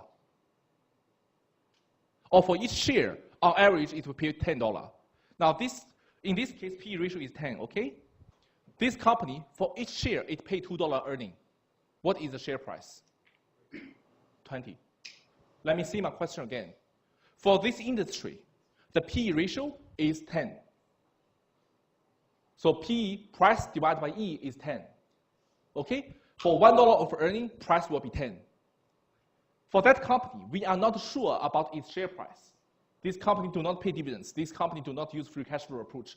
We are not sure about its share price. But what we do know, at the end of the year, for each share, the company paid $2 earning. Then what is the share price? Must be 20, right? Because each dollar of earning equals to $10 of price. $2 of earning must be 20 share price. That is called comparable multiples. Does this make sense for you? This method is mostly easily applied in the practice. You can simply compare the PE ratio of your company with the industry to identifying overpricing or underpricing. All right? PE ratio is the most common applied method in practice. If your company's PE ratio is substantially higher than the industry, most likely, we believe your company is overpriced. It's called overpricing. Because you pay much more than earning. You pay much more for each dollar of earning on the shares than the industry average. Any questions up to this stage? Any questions? Okay. Now, if no more questions, let's talk about investment bank and investment banking functions. We do not have any more calculations today, and the rest of the things is all about a very interesting market facts about investment banking. Investment banking functions and primary market. First of all, why should I talk about investment banking? I'll just give you a general idea about investment banking. Do you guys know if you graduate, you found a job at the investment bank, do you guys know your starting salary about? Do you have any idea about average starting salary if you're working in an investment bank? Guess a number. 100,000? How do you think? More or less? Huh? 120? 140? Huh? Well, if you work in the investment banking sectors, you will have the highest starting salary across all the industries. It will be about 120,000 or 140,000 starting salary. Okay, that's for investment banking. And that's why people want to work in the investment banks. Not too sure about this year, but back to my year, where I graduated. That's many years ago. A long time's memory. But anyway, about many, many years ago, 10, 11, 12 years ago, and starting salary for investment bank is about $80,000 back then. Okay, $85,000 at Macquarie, because we have the offers from different banks or something. But that's how much they actually pay. So investment banks, they actually have the highest pay. All right? But of course, in exchange, you need to pay, you need to be really, really good. You need to be really, really good to get into those companies, because every year for those large investment banks, they only hire 4 to 10 graduates, okay? And most of them actually with internship. So that's how it works. But people may be wondering, if they pay you a lot of money, then what are the investment banking functions? Why? Investment banking functions include trading, asset management, and corporate finance. So first of all, trading. Trading is nothing to do with this unit, but they do trade. Trading includes buy and sell shares, apparently. Trading includes speculating, hedging. Trading includes currency, foreign exchange, etc., etc. So we do trading, all right? But that is nothing to do with this unit. If you're interested in this, you can probably learn other units, financial derivatives and others. They do asset management. Asset management, if you are super wealthy, they manage your asset for you, okay? Please note that all of the commercial banks do asset management as well. Have you ever received a phone call from a commercial bank about asset management? Yes or no? No? Yeah, that's right. Because you don't have enough money in your bank account. So they won't call you. If you have, for example, I'm serious. If you have, for example, $1 million in your bank account, they will start to give you phone calls. Okay, see, for example, today, if you have $1 million cash in your bank account, they will start to call you. Whether you want to buy this XYZ product from us, etc., etc. All right? My friend used to have some money in Citibank for property because he's wanting to buy property, stuff like this. And those banks call him every day about asset management. Okay? But that's how. It's about managing your assets. And then, of course, asset management and trading is nothing to do with this unit. But it's covered in our finance major. So if you are willing to learn, you can learn these 2 units as well, okay, as electives. We do have asset management units. We do have tradings. We have a trading room, actually, for finance. I probably don't know whether you guys realize it or not. In LB, we do have a trading room, right? And that's for tradings. We are mimicking the investment bank environment, and we do tradings. If you want to enroll in that unit, that is quite a good unit for you to learn, study. Now, the functions that are relevant to us, cooperative finance. Cooperative finance, investment banks assist companies with the process of raising long-term debt and equity in the capital market. In short, if you are a public listed company, or if you want to go public, you need money. You can either get money from the debt market or from the equity market, right? But you can't do it by yourself. For 2 reasons. You need investment bank to help you. First of all, regulation. Second, and most importantly, you don't have such network. If you want to go public, you want people to buy your share, right? You need someone to help you to launch your share. And this is called RPO, initial public offering. For example, if today you want to go public, get listed, you need investment bank to help you to go public. And the first time you go public, you issue share. This share is called RPO, initial public offering. Get it? For each of the company, they only have 1 RPO in their lifetime. You can't have multiple RPOs. Okay? You get listed, you get RPO, that's it. RPO is the first public sale of company share to outside investors. It is very complex. First of all, you need to fulfill a lot of listing rules. You need to meet a lot of regulations from ethics, etc., etc. But most importantly, you need investment bank to help you to do a lot of roadshow, to promote your company, to let people know why.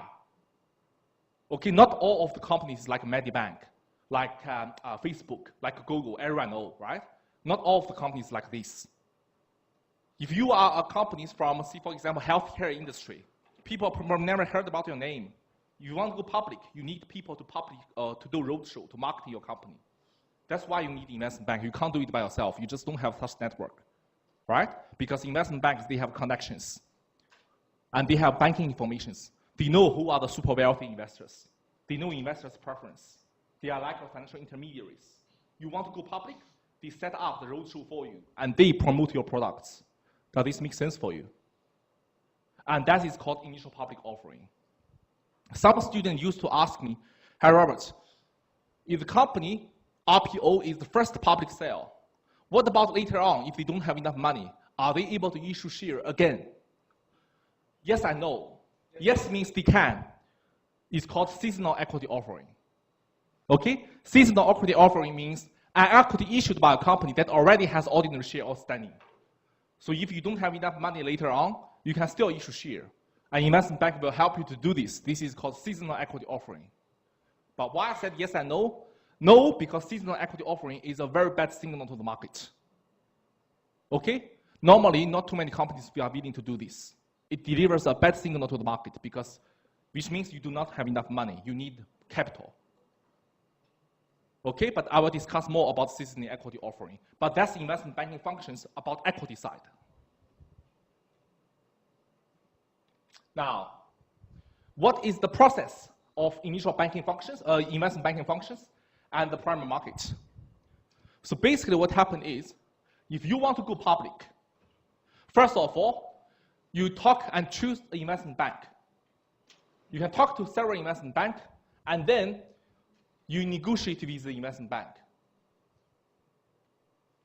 It could be either a negotiated offer or competitive bid offer. Negotiated offer, normally, if you are a small company, you want to go public, you talk to investment bank, you are unfamous. And then you negotiate the term with investment bank. For example, investment bank may say, your company, I think the issue price is probably $3 per share. You want $4, you negotiate the share price. You negotiate the contract, you negotiate everything.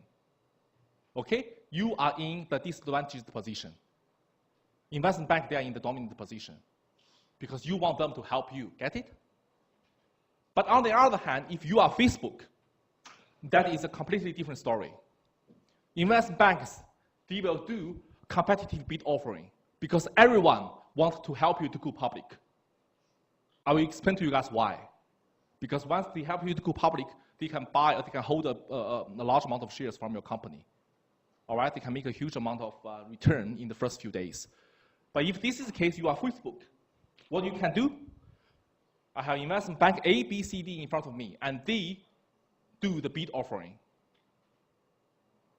Investment bank B may say, okay, I think the issue price could be $30. Investment bank C may say, no, 40. Investment bank D may say, I do 50. And that's how it works. So that's either way, negotiate offer or bidding offer. And then there's a contract to sell the equity. The contract to sell equity is investment bank's commitments to you. Again, depends on whether you are in the dominant position or not. It could be either best effort. Best effort is very stupid. The investment bank will tell you, I will try my best. That's it. Apparently, this is very stupid, right? You will try your best. What about if you are unable to sell all of my share? RPO is like, today you go public, you must have a target. You have to know how much money you need. And then you submit your offer to ethic, your proposal. And then they issue share, right? There's two issues. Issue one, demand more than supply. That's happened for Facebook, Google, for RPO. On the first day, if you want RPO, you have to apply, and most likely you won't get it. But second scenario, your company is really bad. Supply over demand. No one wants your share. If this is the case, that's really bad, isn't it? Investment bank won't give you any commitment. For those kind of scenarios, they most likely say, I will try my best. I'll talk to my connections. If you're lucky, you're lucky. If you're not, that's it. That's called best effort.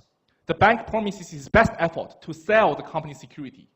If the demand is insufficient, the issue will be withdrawal. So you will not be able to get listed, go public. Okay? So they will try and talk and try to sell, but if they do not have enough commitment, they will come back to you, hey, give up. But even up to this round, you were already paid about $10 million. It's very expensive to go public. Even up to this stage, even at the end of the day, you withdraw your offer, you already paid $10 million to the investment bank. Does this make sense for you? So best effort is very risky, but in practice, most of the relatively small size public listed company, they go public by using best efforts. Now, the second type is good. It's called firm commitment. Firm commitment, there is a role called underwriter. Normally, investment banks themselves want to be the underwriter, okay? So what happens is, the bank underwrites the security. What does that mean? The bank buy all of your share from your company first. So you don't need to worry about go public or not. Listen carefully. I decide to buy all of your shares, and then I resell it. If I am able to successfully resell everything, then you go public, and your shareholders are those group of investors.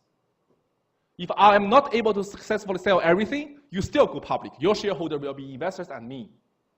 Does this make sense for you? I am your underwriter. As long as the investment bank willing to do firm commitment, you go public for sure. Because they will buy all the shares anyway. But please note, the underwriter is very tricky. I use Facebook as an example. Everyone knows Facebook share price will increase. So what investment bank going to do? If you are Facebook, all right, let's do firm commitment. I want to be your underwriter.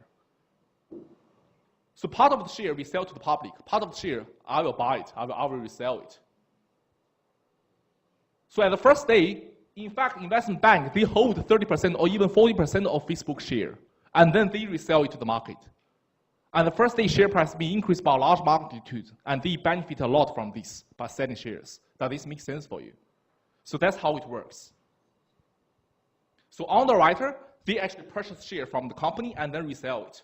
As long as there's firm commitment, you don't need to worry about your company at all. You go public for sure, because they will underwrite all of your shares.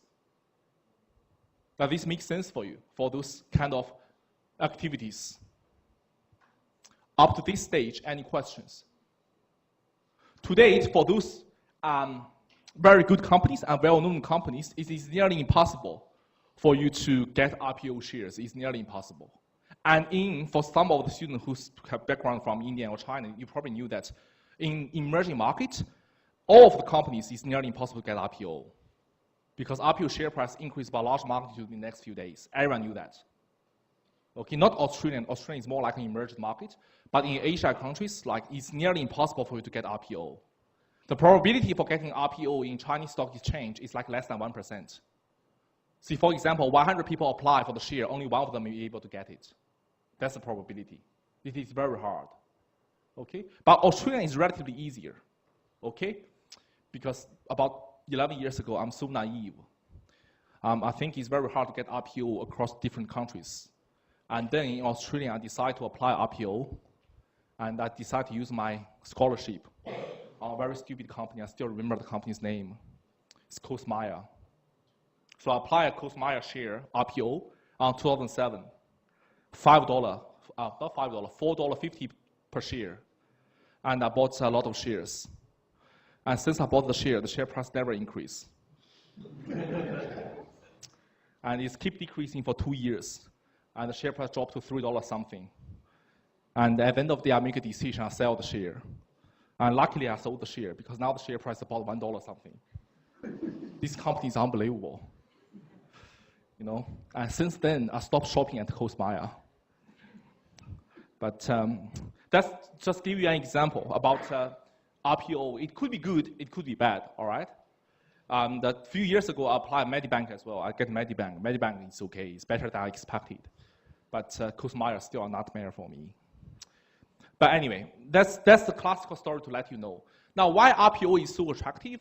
Think about it. In most of the case, IPO for those companies with, what should I say? A lot of companies that in your mind that you are willing to buy IPO, you probably know that you will have money for sure. It's just nearly impossible for you to get the IPO. Like my example about Amazon. Amazon IPO price is only about $16. Which means if you hold Amazon share, you have IPO, you hold it for 20 years. Today is about nearly 2,000. It's 100 times, or more than 100 times of the initial share price. Think about Google. Google IPO is about $100. And a few years later, it's about $700. And that's what happened about IPO. Facebook is a little bit like the exception. Last week, something bad happened on Facebook. The share price dropped by 20%. But all those kind of examples give you an idea about IPO, all right? So if you want to apply IPO, you can try your luck. It's not that hard. You just need to submit an application, which is pretty easy, okay? Up to this stage, any questions? Any questions? All right. Let's move to long-term financing. Just like we did for long-term debt, we do have something called long-term financing as well. So except share, we do have something else about long-term financing.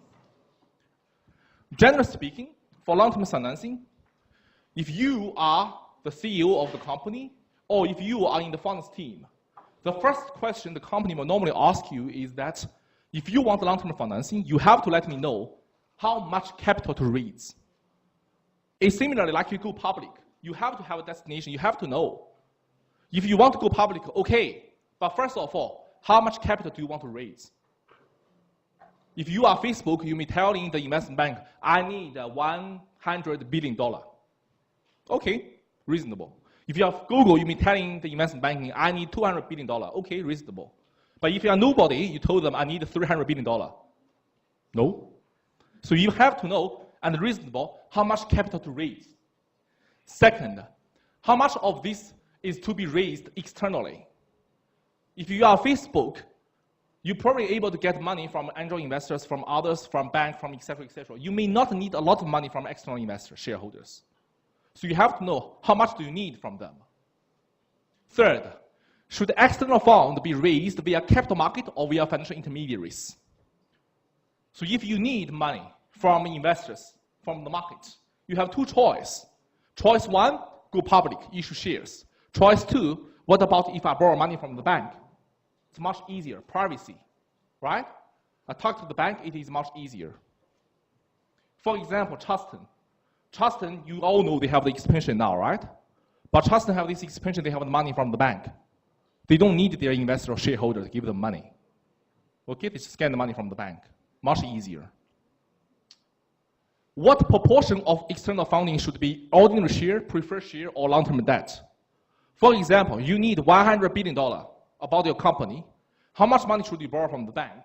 How much money should you issue to ordinary shareholder, and how much to preferred shareholder? The dominant source of new financing for corporates across the world is internal generated cash flow. For example, if you successfully go public and you operate your business, you will have more and more new investment opportunity, right?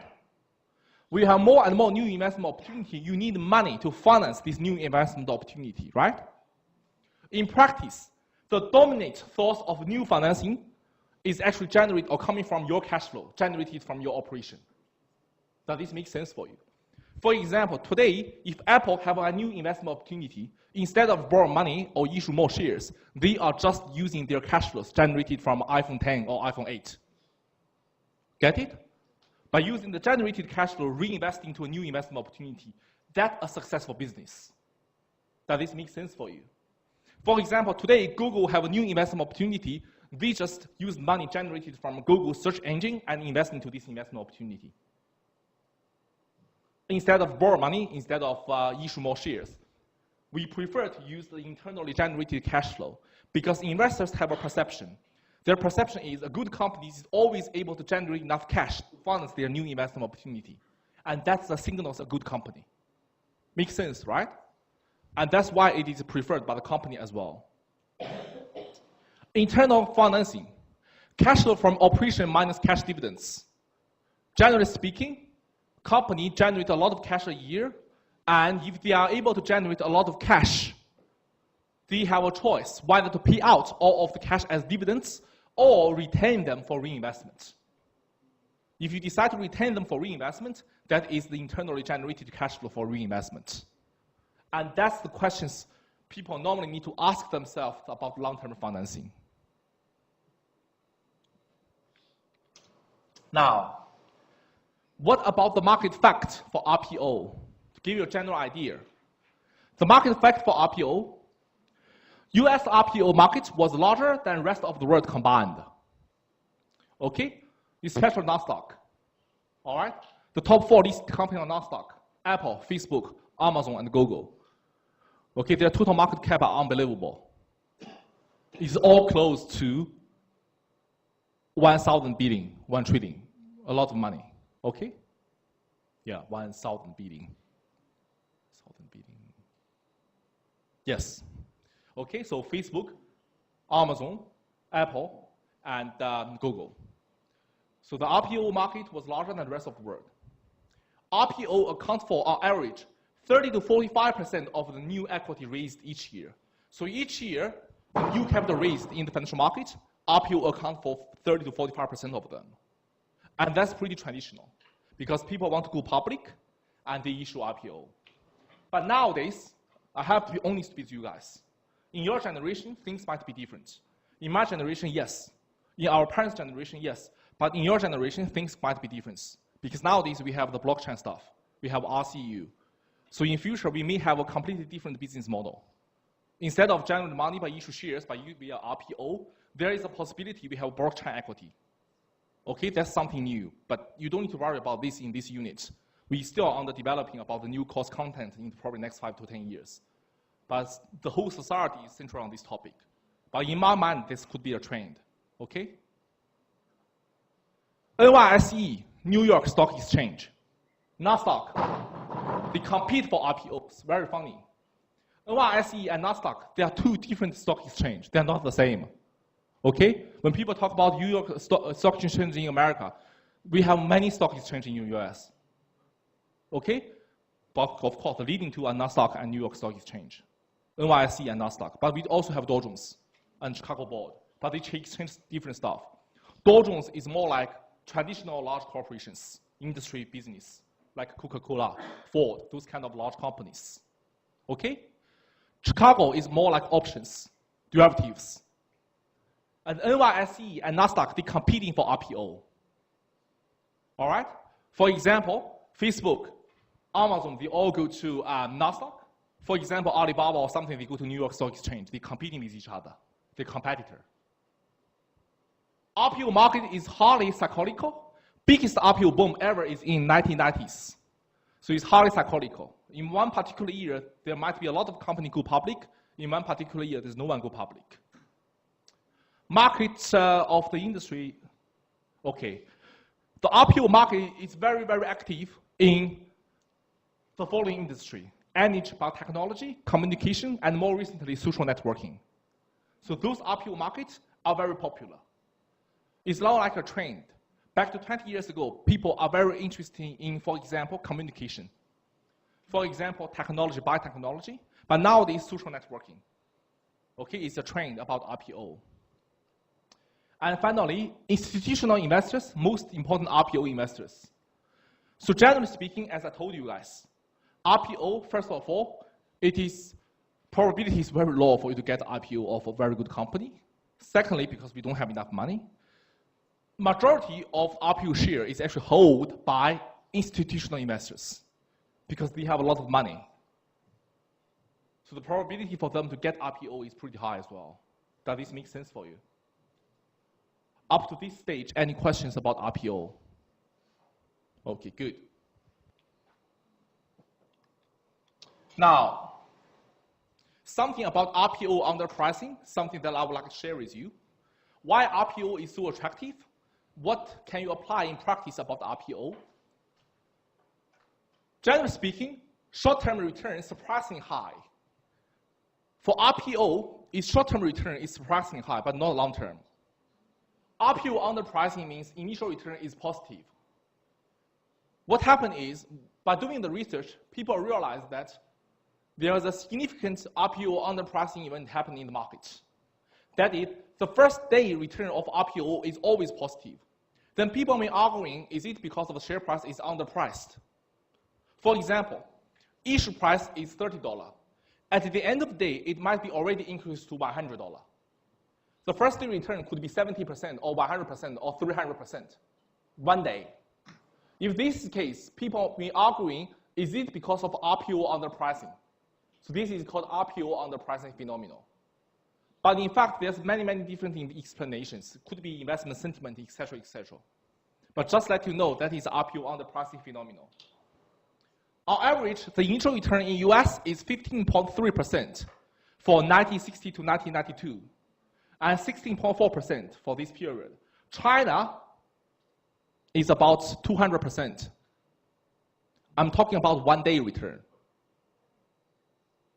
I'm talking about one-day return. So that's huge return. On average in China is about 213%. So one day, if you buy the share $1, at the end of the day, it's $3. That's a lot of money, okay? Possible reasons could be information asymmetry, and could be like investment sentiment, etc., etc. But there is such a phenomenon. And that's why IPO is so crazy, because a lot of people think IPO is like a lottery.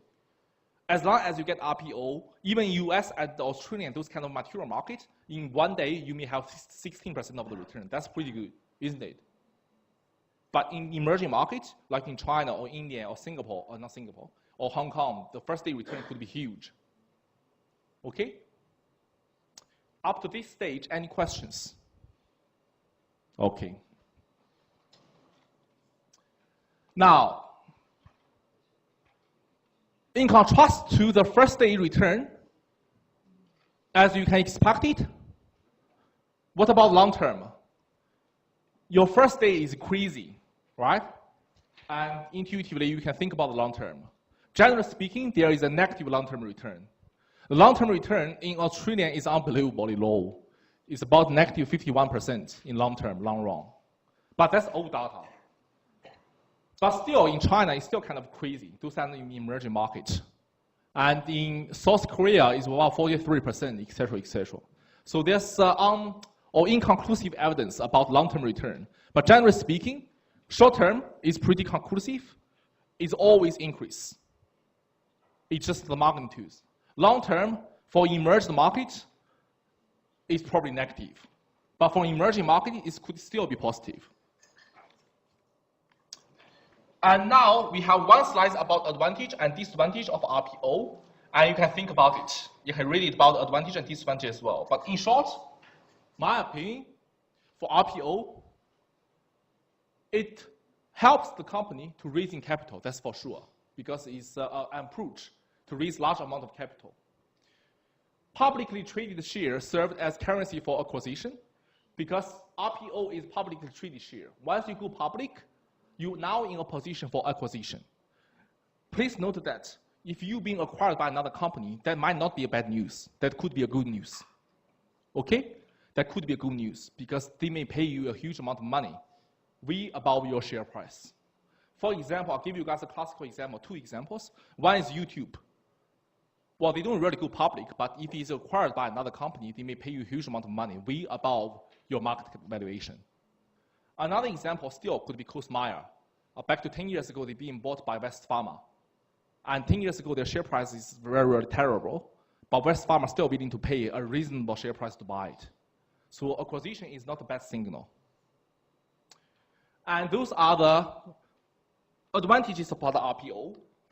But we do have disadvantages. The disadvantages include the managerial cost and planning RPO and executing RPO is very high. High financial cost. The financial cost of RPO is unbelievable. There's no guarantee for success, and cash expense, just cash expense itself is $1 million. So without doing anything, at the beginning, you have to pay $1 million to investment banking. And long-term expense on average, I think is $5 million. Okay? If you successfully go public, normally it's cost you about $10 million. That's a lot of money. So it varies from 1 million to 10 million. But at least you need 1 million cash just to be able to stand in a position to talk to the investment bank if you want to go public. And we're talking about cash. Companies need to focus on share price and deal with shareholders. Once you have RPO, you always do care about share price. Sometimes your company may perform extremely well. And if you are the CEO of the company, you know exactly what you want to do next. Your board of directors, managers, you know exactly what are you going to do next. And you have a very positive prospect about your company. Unfortunately, the share price decreases. The market do not think in the same way. So you have to care about the share price. You have to pay a lot of attention on the share price. You have to do a lot of things to make sure your shareholders, they are happy. Because if share price decreases, it serves as an indicator. Okay? And those are the things about RPO. Seasonal equity offering, as previously discussed. Once we launch the share, if later on you need more capital and you do not able to generate enough cash, so you are unable to generate enough cash from your existing business, to this end, you need to issue more capital. That is called seasonal equity offering. Seasonal equity offering is very infrequent because it delivers a negative signal to the market. Why? Under what kind of circumstance you need seasonal equity offering? When you do not, or when you are not able to generate enough cash to finance your new project, right? Which means if you want to issue more shares to the market, you simply told the market, I am not able to generate enough money from my existing business. This is the bad signal. Okay? So seasonal equity offering delivers a bad signal to the market, and it is very infrequent. So seasonal equity offering is very unpopular now. Now, some of you guys may be wondering, hey Robert, what about today? I am the CEO of the company, and I identify a great investment opportunity. A great investment opportunity. My company is good, but it's just my company's cash flow is not enough to meet the requirement of this great investment opportunity.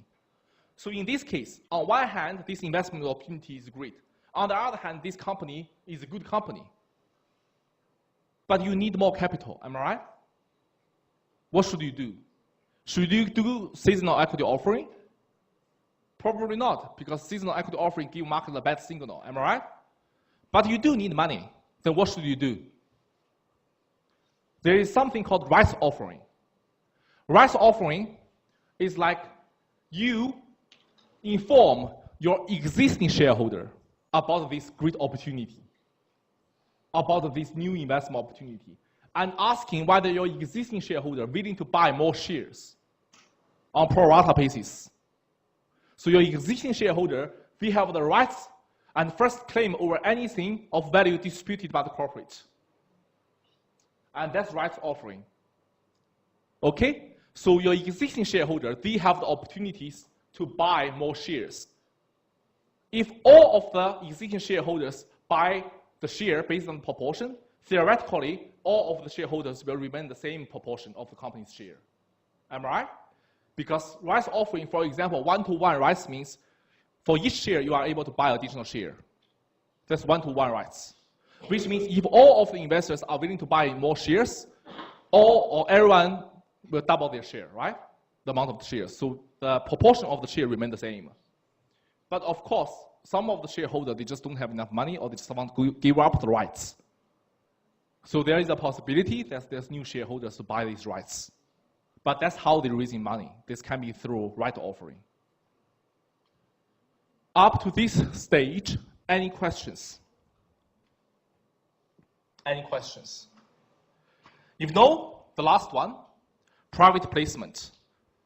Every time we talk about private placement, similarly for debt market, for equity market, private placement is always for a super wealthy investor. Okay? Just for capital injection. All right? For example, the private placement, a classical example we learned in week 2. The Warren Buffett example, the preferred share example. You remember? You need $5 billion. So you get money from Warren Buffett. This is called private placement. All right. That's basically everything for this week's learning materials and concepts. I don't have any time to cover this week's workshop questions. So you need to do the workshop questions by yourself. In the next 20 to 30 minutes, I will talk about your assignment 2. Okay, so please don't leave. Let's move to your assignment 2, and I will go through your assignment 2 step by step. Yeah? First of all, where is your assignment 2? Now, I'm making a news announcement, as always. Basically, you will have a news announcement every week. Please remember, read my news announcements. Once you read my news announcements, a lot of stuff are covered in news announcements. You should have known where is your assignment 2. So you go to resources, you scroll down, on your assignment folder, now, in addition to assignment 1, you have the assignment 2 folder, right? Click it. There are 2 documents. The first one is your assignment. The second one is your general instruction about your assignment. Let me download both of them. Yeah? Okay, let me download the second one. Please note that the second document, general instructions, is a step-by-step instructions for how to download data and everything about your assignment 2. Don't tell me that you can't do it. Okay, I write down every single step.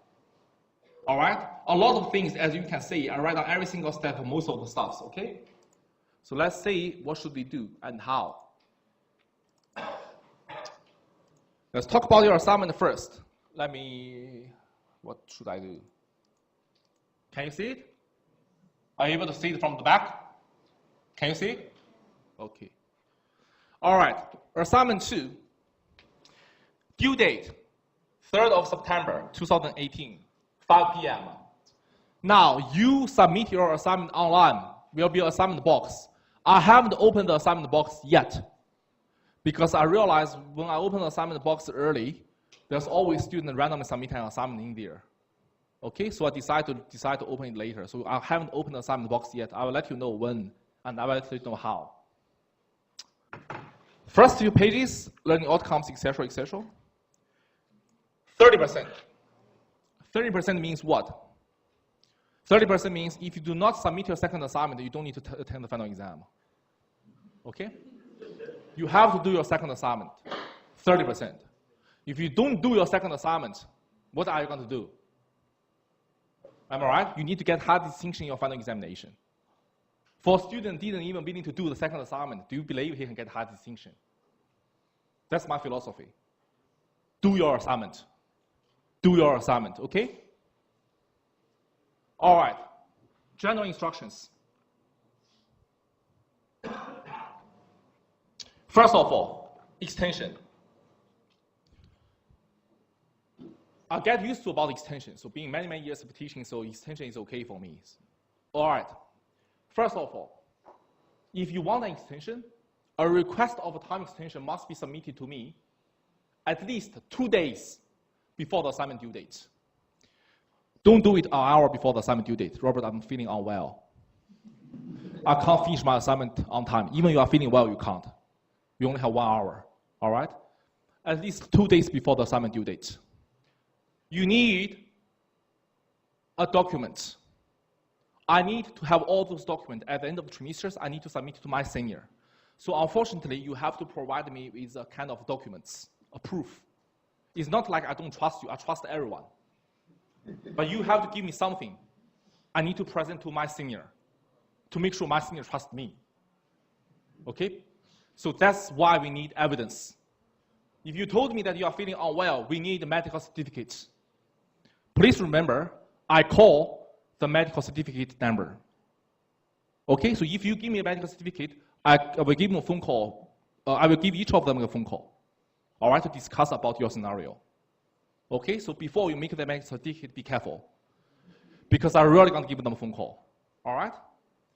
I'm not sure whether you're aware of this or not. A few days ago, if you read the news, Uni Melbourne, they just kick out a few students for fake medical certification. You can check the news. Okay, so we are pretty serious about this issue. All right? Second, if you have other personal hardship or something, that's okay, explain to me. I'm very generous, but you have to provide me with evidence. For example, if you have, unfortunately, if you have relatives, they are in sick or you have to go back to your country for whatever reason, that's okay, as long as you provide me the proof. All right? I'll generally give you extensions, but I do need a proof. Does this make sense for you? It's not like I don't trust you or not. I'll give you guys an example, because sometimes it's really put me in a bad position. I had students told me that his cousin or whatever parents died a few days ago. In this case, of course, I will give him extension, right? But unfortunately, I do need a kind of proof. But it is really hard for me to ask a death certificate. But this is something that I need, because I can't just give out the extension without anything. Does this make sense for you? Because at the end of the day, I have to report everything to FPC and my senior.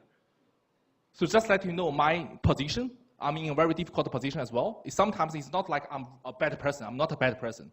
It's not like in your very hard time, I don't trust you, I want something, I push you really hard. It's not my intention to do this. I just need something, all right? Anything. Okay, so if you want to apply extension, that's okay, but make sure that you give me something. Does this make sense for you? Okay? Second, students will have several weeks to complete the assignment and expect to make good use of the time.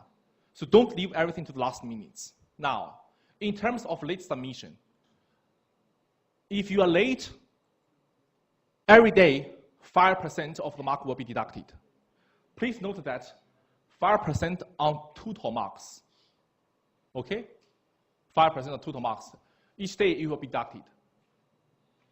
So generally speaking, 5% will be deducted from available marks of each day up to 5 days. And work is submitted more than 5 days after the due date will not be marked. Does this make sense for you?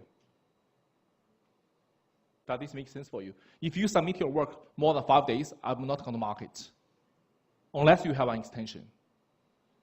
And then, you will receive 0% of the task if you submitted the assignment lately or more than 5 days. And you have to give me reasonable explanations. Now, about this part, extension, another thing I want to explain to you. Every trimester, I have a student using the same reason and come back to me and said, "Hi, Robert, for whatever reason, my computer, I have to redo my computer. My hard drive just broken or whatever things happened." Make sure you continually back up your assignment. Okay? Continuously back up your assignment means once you finish your assignment, trying to send it to your email address. And that is a very easy way to back it up. If you don't have a Dropbox or something, you just use email. All right? This assignment must be completed in a group of 2 or individually. It is a group assignment, but 2 maximum. Or you can do it individually. But if you want to do it individually, you must give me a good reason. We want to assess group work, teamwork. You want to do it individually? First of all, you will not be benefited by doing it individually. We will mark it in the same way. So the quality of the work will be treated the same. The marker will blindly mark your assignment. Does this make sense for you? It won't like, okay, I do it individually, I should get extra marks. Not really. It's still the quality of the assignment. So if you do it in 2, possibilities of a good quality of the assignment is high, right? Does this make sense for you? Good. Second, if you want to do it individually, some students in different time zones, some students think, okay, it's really hard for me to cooperate with other students because like I'm in a different time zone, I'm working full time, I don't have time to do it with other students. That's entirely okay. Or I'm a full-time mom or something, I don't have time to do with other students. That's entirely okay. You can do it individually as long as you are willing to do it. Okay? 3, the word limit is 2,500 words. 2,500 words. Exclude graphs, exclude tables, etc., etc. Now, it is the quality of your assignment matters, not quantity. Okay? I do have a student providing me an assignment of 6,000 words. Think about this in my position. If you are a lecturer, you want to mark an assignment, and you open the assignment with 6,000 words, how do you feel? I'm still trying to mark it in a fair way, but 6,000 words, that is way too many. Does this make sense for you? I want 2,500 words. How come we give you 6,000 words? It's not like the quantity matters. No, quality. If you can explain everything in 2,000 words, you get full mark. Okay? But 2,000 words will, 2,000 probably, but in my opinion, plus and minus 10% will be the maximum and the minimum, generally speaking. Okay? So plus and minus 10%. The marked assignment and feedback will be returned within 15 working days. So 24th of September, you will have your mark together with feedback. And most importantly, for the assignment, students, if you want to do it in a group, you can do or form a group from the Cloud Deacon discussion board, finding a group member, right? Post your information there and let them know that you are looking for a group member and see whether you compare with someone else. This is the process. If you are not able to find a group member, I can't help you to force someone to join a group with you. Okay? All right. But my piece of advice, if you're really looking for a group member, all you need to do is go to Cloud Deacon, finding a group partner session, and then write something about yourself. My name is Robert. I'm a hard distinction student. I'm looking for a hard distinction about this assignment. I'm willing to commit 4 hours per week on this assignment at least. And I'm willing to find someone that's willing to do the assignment with the same requirement as me. And here is my email address. Leave something like this. There will be someone going to join you. Does this make sense for you? Don't leave your personal phone number, mobile number. Again, don't leave your mobile number. Especially girls, please don't do that. Okay? It's really hard for me to help you later on if people still continuously calling you or something. All right? So that's something, my advice. Your email is more than enough. Does this make sense for you? Just to let you know that don't leave your phone number to anyone. Even lecturer as me, I don't able to access to your phone number. We changed regulation this year. Previously, we still able to access to student profile. Nowadays, we are only able to access to your email address. Get it? Only people with certain authority able to access to your personal information. That is for your privacy. So be careful about your privacy. No matter you are boys or girls, don't leave your phone number on a website. This is so stupid. Okay? Now, how to submit your file? when you submit your file, again, sorry, not submit your file, I haven't finished yet. Here, about your group. Yes? Your assignment must be submitted via MPF 753 Cloud Deacon site. Please don't submit your assignment to email. I won't mark it, because we have the marking rubric. You have to submit it online, otherwise we can't mark it. Get it? Second, you need to sign up in a group. Student ask me, hey Robert, we form a group, what should we do? Do we need to let you know? Don't worry. You need to sign up into a group. How? From 10th of August to 3rd of September, I will open the group link. Where is your group link? Very easy. Go to your Cloud Deacon. There is a tab called More. Click it. There is a tab called Group. Click it and put your name into one of the group. Just by click it. That's it. Get it? If you accidentally sign up yourself into a wrong group, send me an email. I can remove you from another group. Don't force yourself to join someone else's group. Okay? And that's how to sign up the group. Don't worry about it at this stage. Find a group member, talk about the assignment, see whether you and him is a good pair about this assignment, and make your decision, and then join the group. One more thing. At the end of the day, what I believe, this is your assessment. If you can do a group assignment between you and me, that's okay, that's great. If after you discuss the assessment, if you think this is not good for us to do the group assignment in a group, don't force yourself to do the group assignment with your friend. Just say no. You need to learn to say no. Get it? For your best benefit. You probably want to join with someone else, but give yourself some time. Don't make your commitment so easily. Does this make sense for you? Okay. Now, how to submit your assignment? When you submit your assignment, you only submit one Word file, Word, okay? Not PDF. We can't mark PDF. You have to do Word file. For this Word file, name, student ID of both students, 1, 2, 3, 4, 5, 7, 8. Student ID for both students. Submit your assignment as single MS Word document. Now, most importantly, in this assignment, you need to provide me with your Excel calculations, data. A lot of works need to be done in Excel. How to submit Excel? Easy. You need to include your Excel files into your Word file. Student told me, hey Robert, I don't know what to do and how. Easy. For Windows computer, Windows, you choose Excel file, you choose insert, object created from file, and then you do the followings. That's how to incorporate or embed Excel files into the assignment, into Word file. Can you see that? For those students who are using Apple computer, I don't know how. Now, if you are not sure about how to use Apple computer to do this process or whatever things, that's okay. You complete all your works on Apple computer, and then bring a USB file into university library, submit it there. Okay? Incorporate your file in there. But you need to incorporate your Excel file into a Word file, and you need to make sure that I can open it. Does this make sense for you? How to do it in Word or in Windows? That's how. Okay? Choose insert, object, create from file, etc., etc. For Apple, Google it. All right? If you still not believe that you think you can do it, that's okay. You get all the files and submit it using Windows computer. We have plenty of computers in library. Okay? All right. You must follow the Harvard system and plagiarism. You guys know we have something called Turnitin, right? Do you guys know? Once you submit your assignment, Turnitin system will be applied. So when you submit it, we have the Turnitin system. And the Turnitin will generate a report for you, report of similarity. Generally speaking, if the similarity is below 20% or something, it's generally okay, because you may have similarities with other tables or contents, etc., etc. But if you have high similarity from the report, you need to resubmit your assignment. Because you have high similarity, there could be issue of plagiarism. Get it?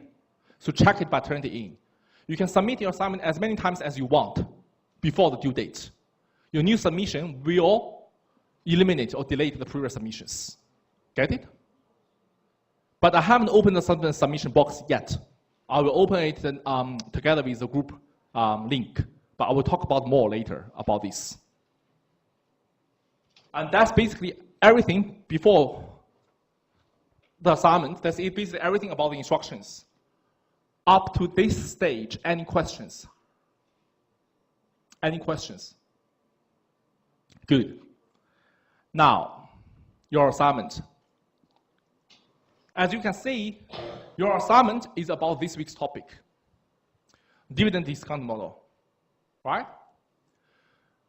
What's your assignment and what you're going to do? Firstly, part A.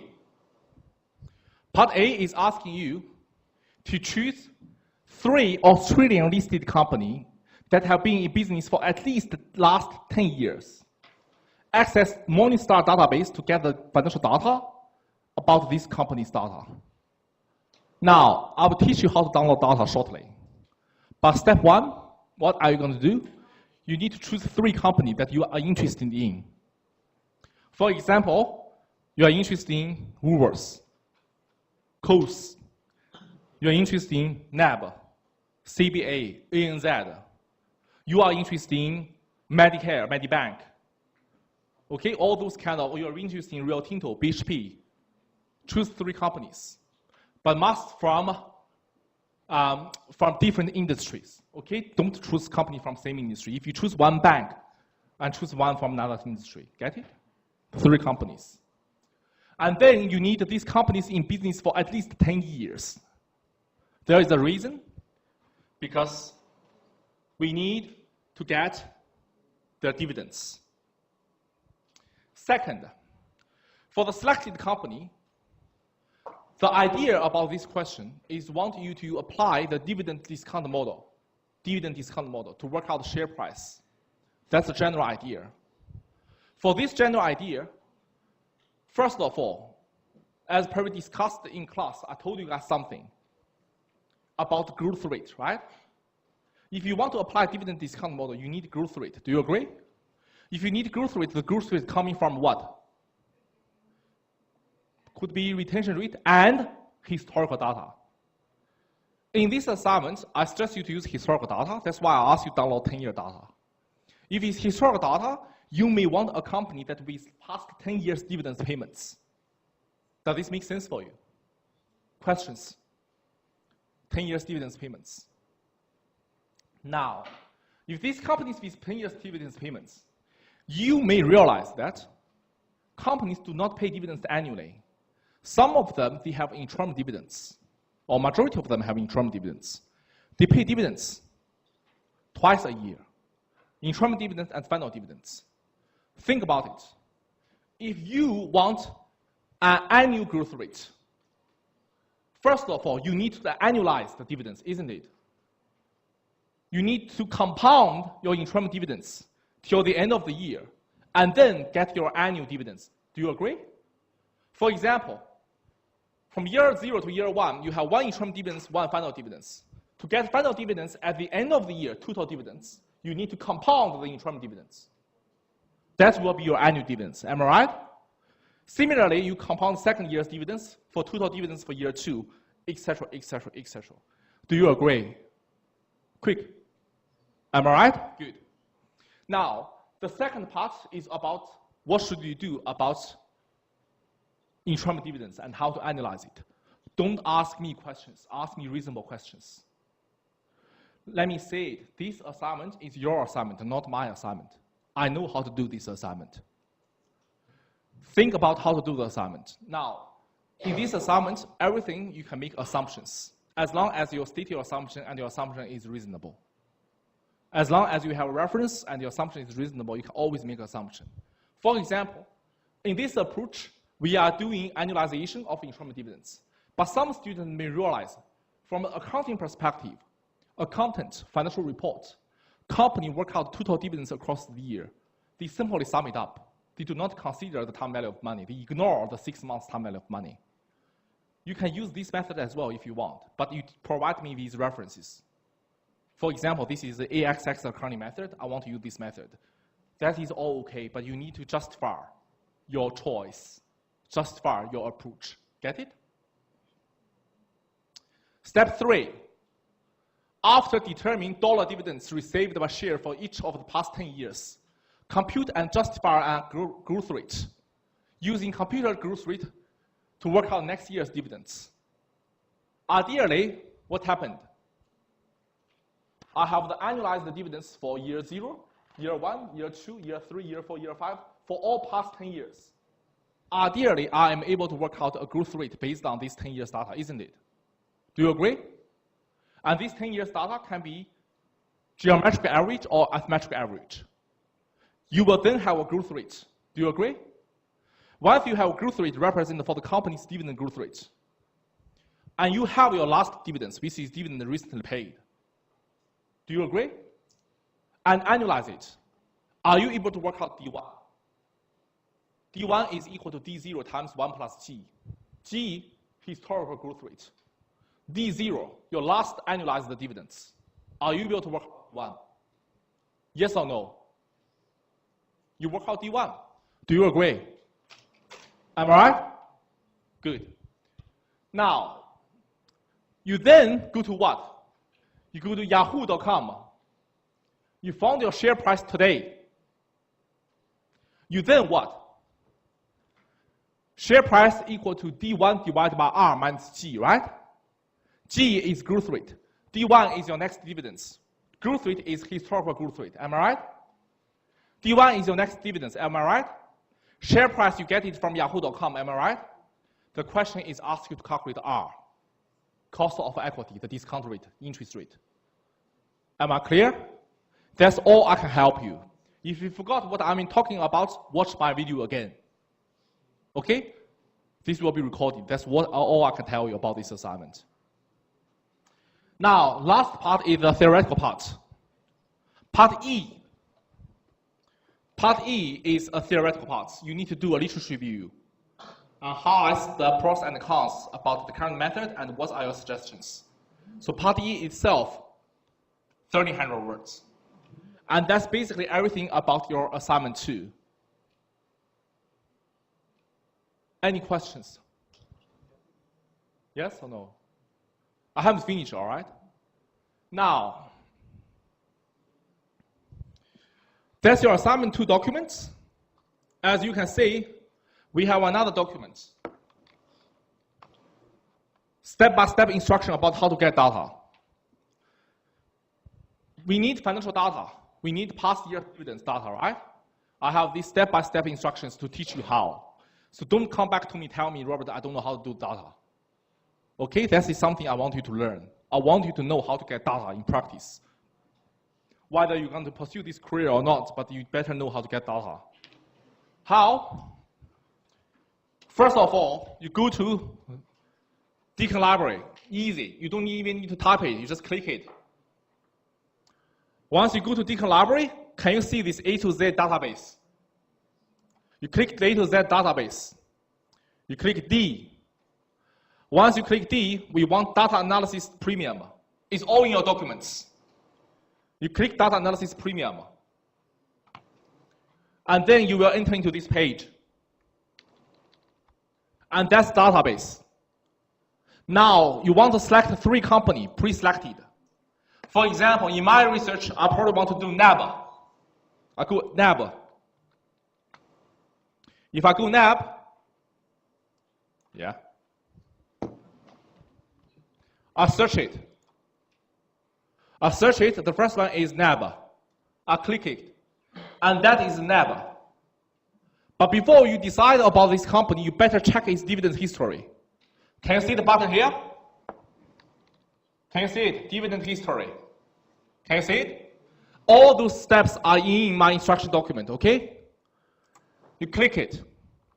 You click dividend history about NAB. Let's see. Can you see that? NAB pay dividends every year. And how much is it?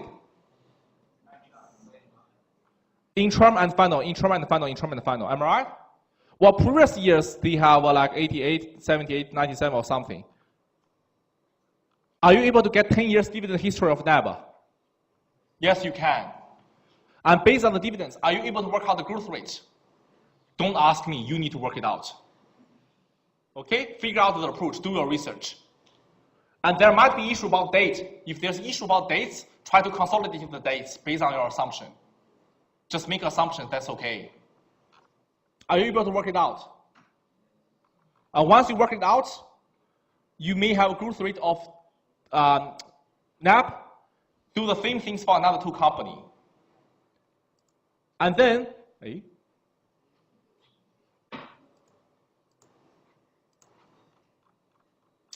once you have all the dividend data, you go to yahoo.com. You search the share price of NAB on the date that you want to calculate your cost of equity. You go to yahoo.com.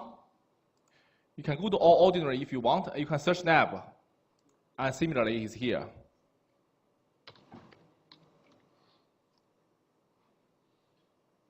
See?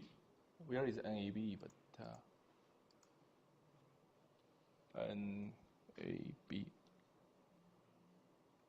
It doesn't come out. NAB.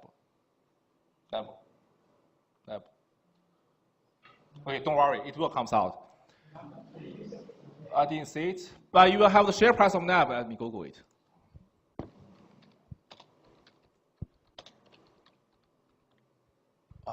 Okay, it's $28.26. All right?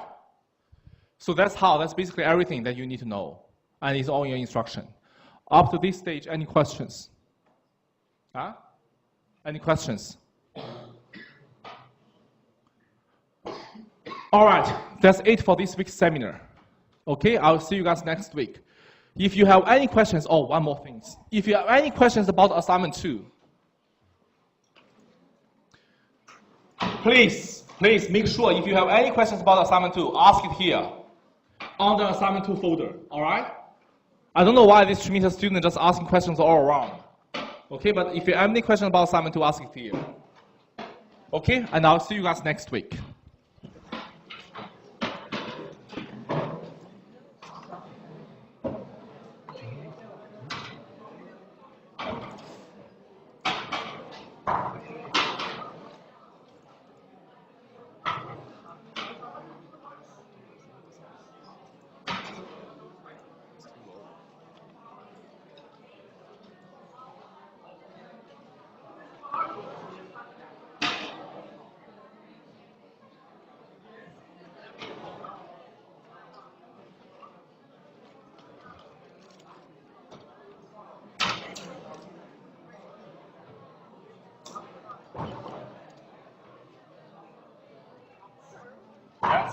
You mentioned videos that you put up online today.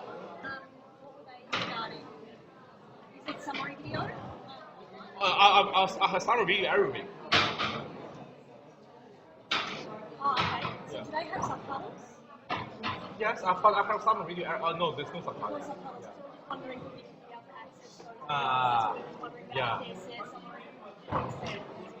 No. Is there a transcript that you work on when you make the videos? So you just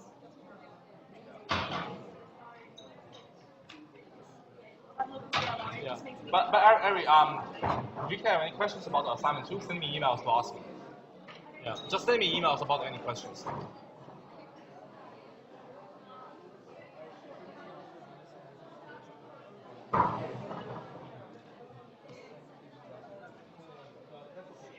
Do you know how to start with it?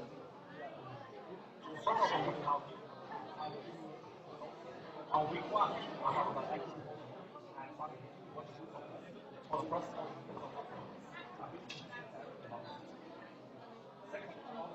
What's the first?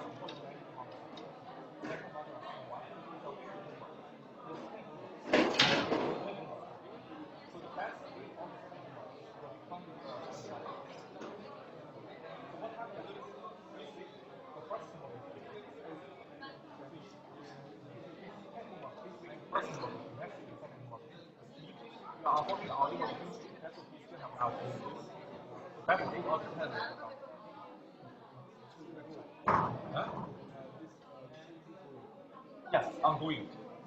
Yeah, but every week.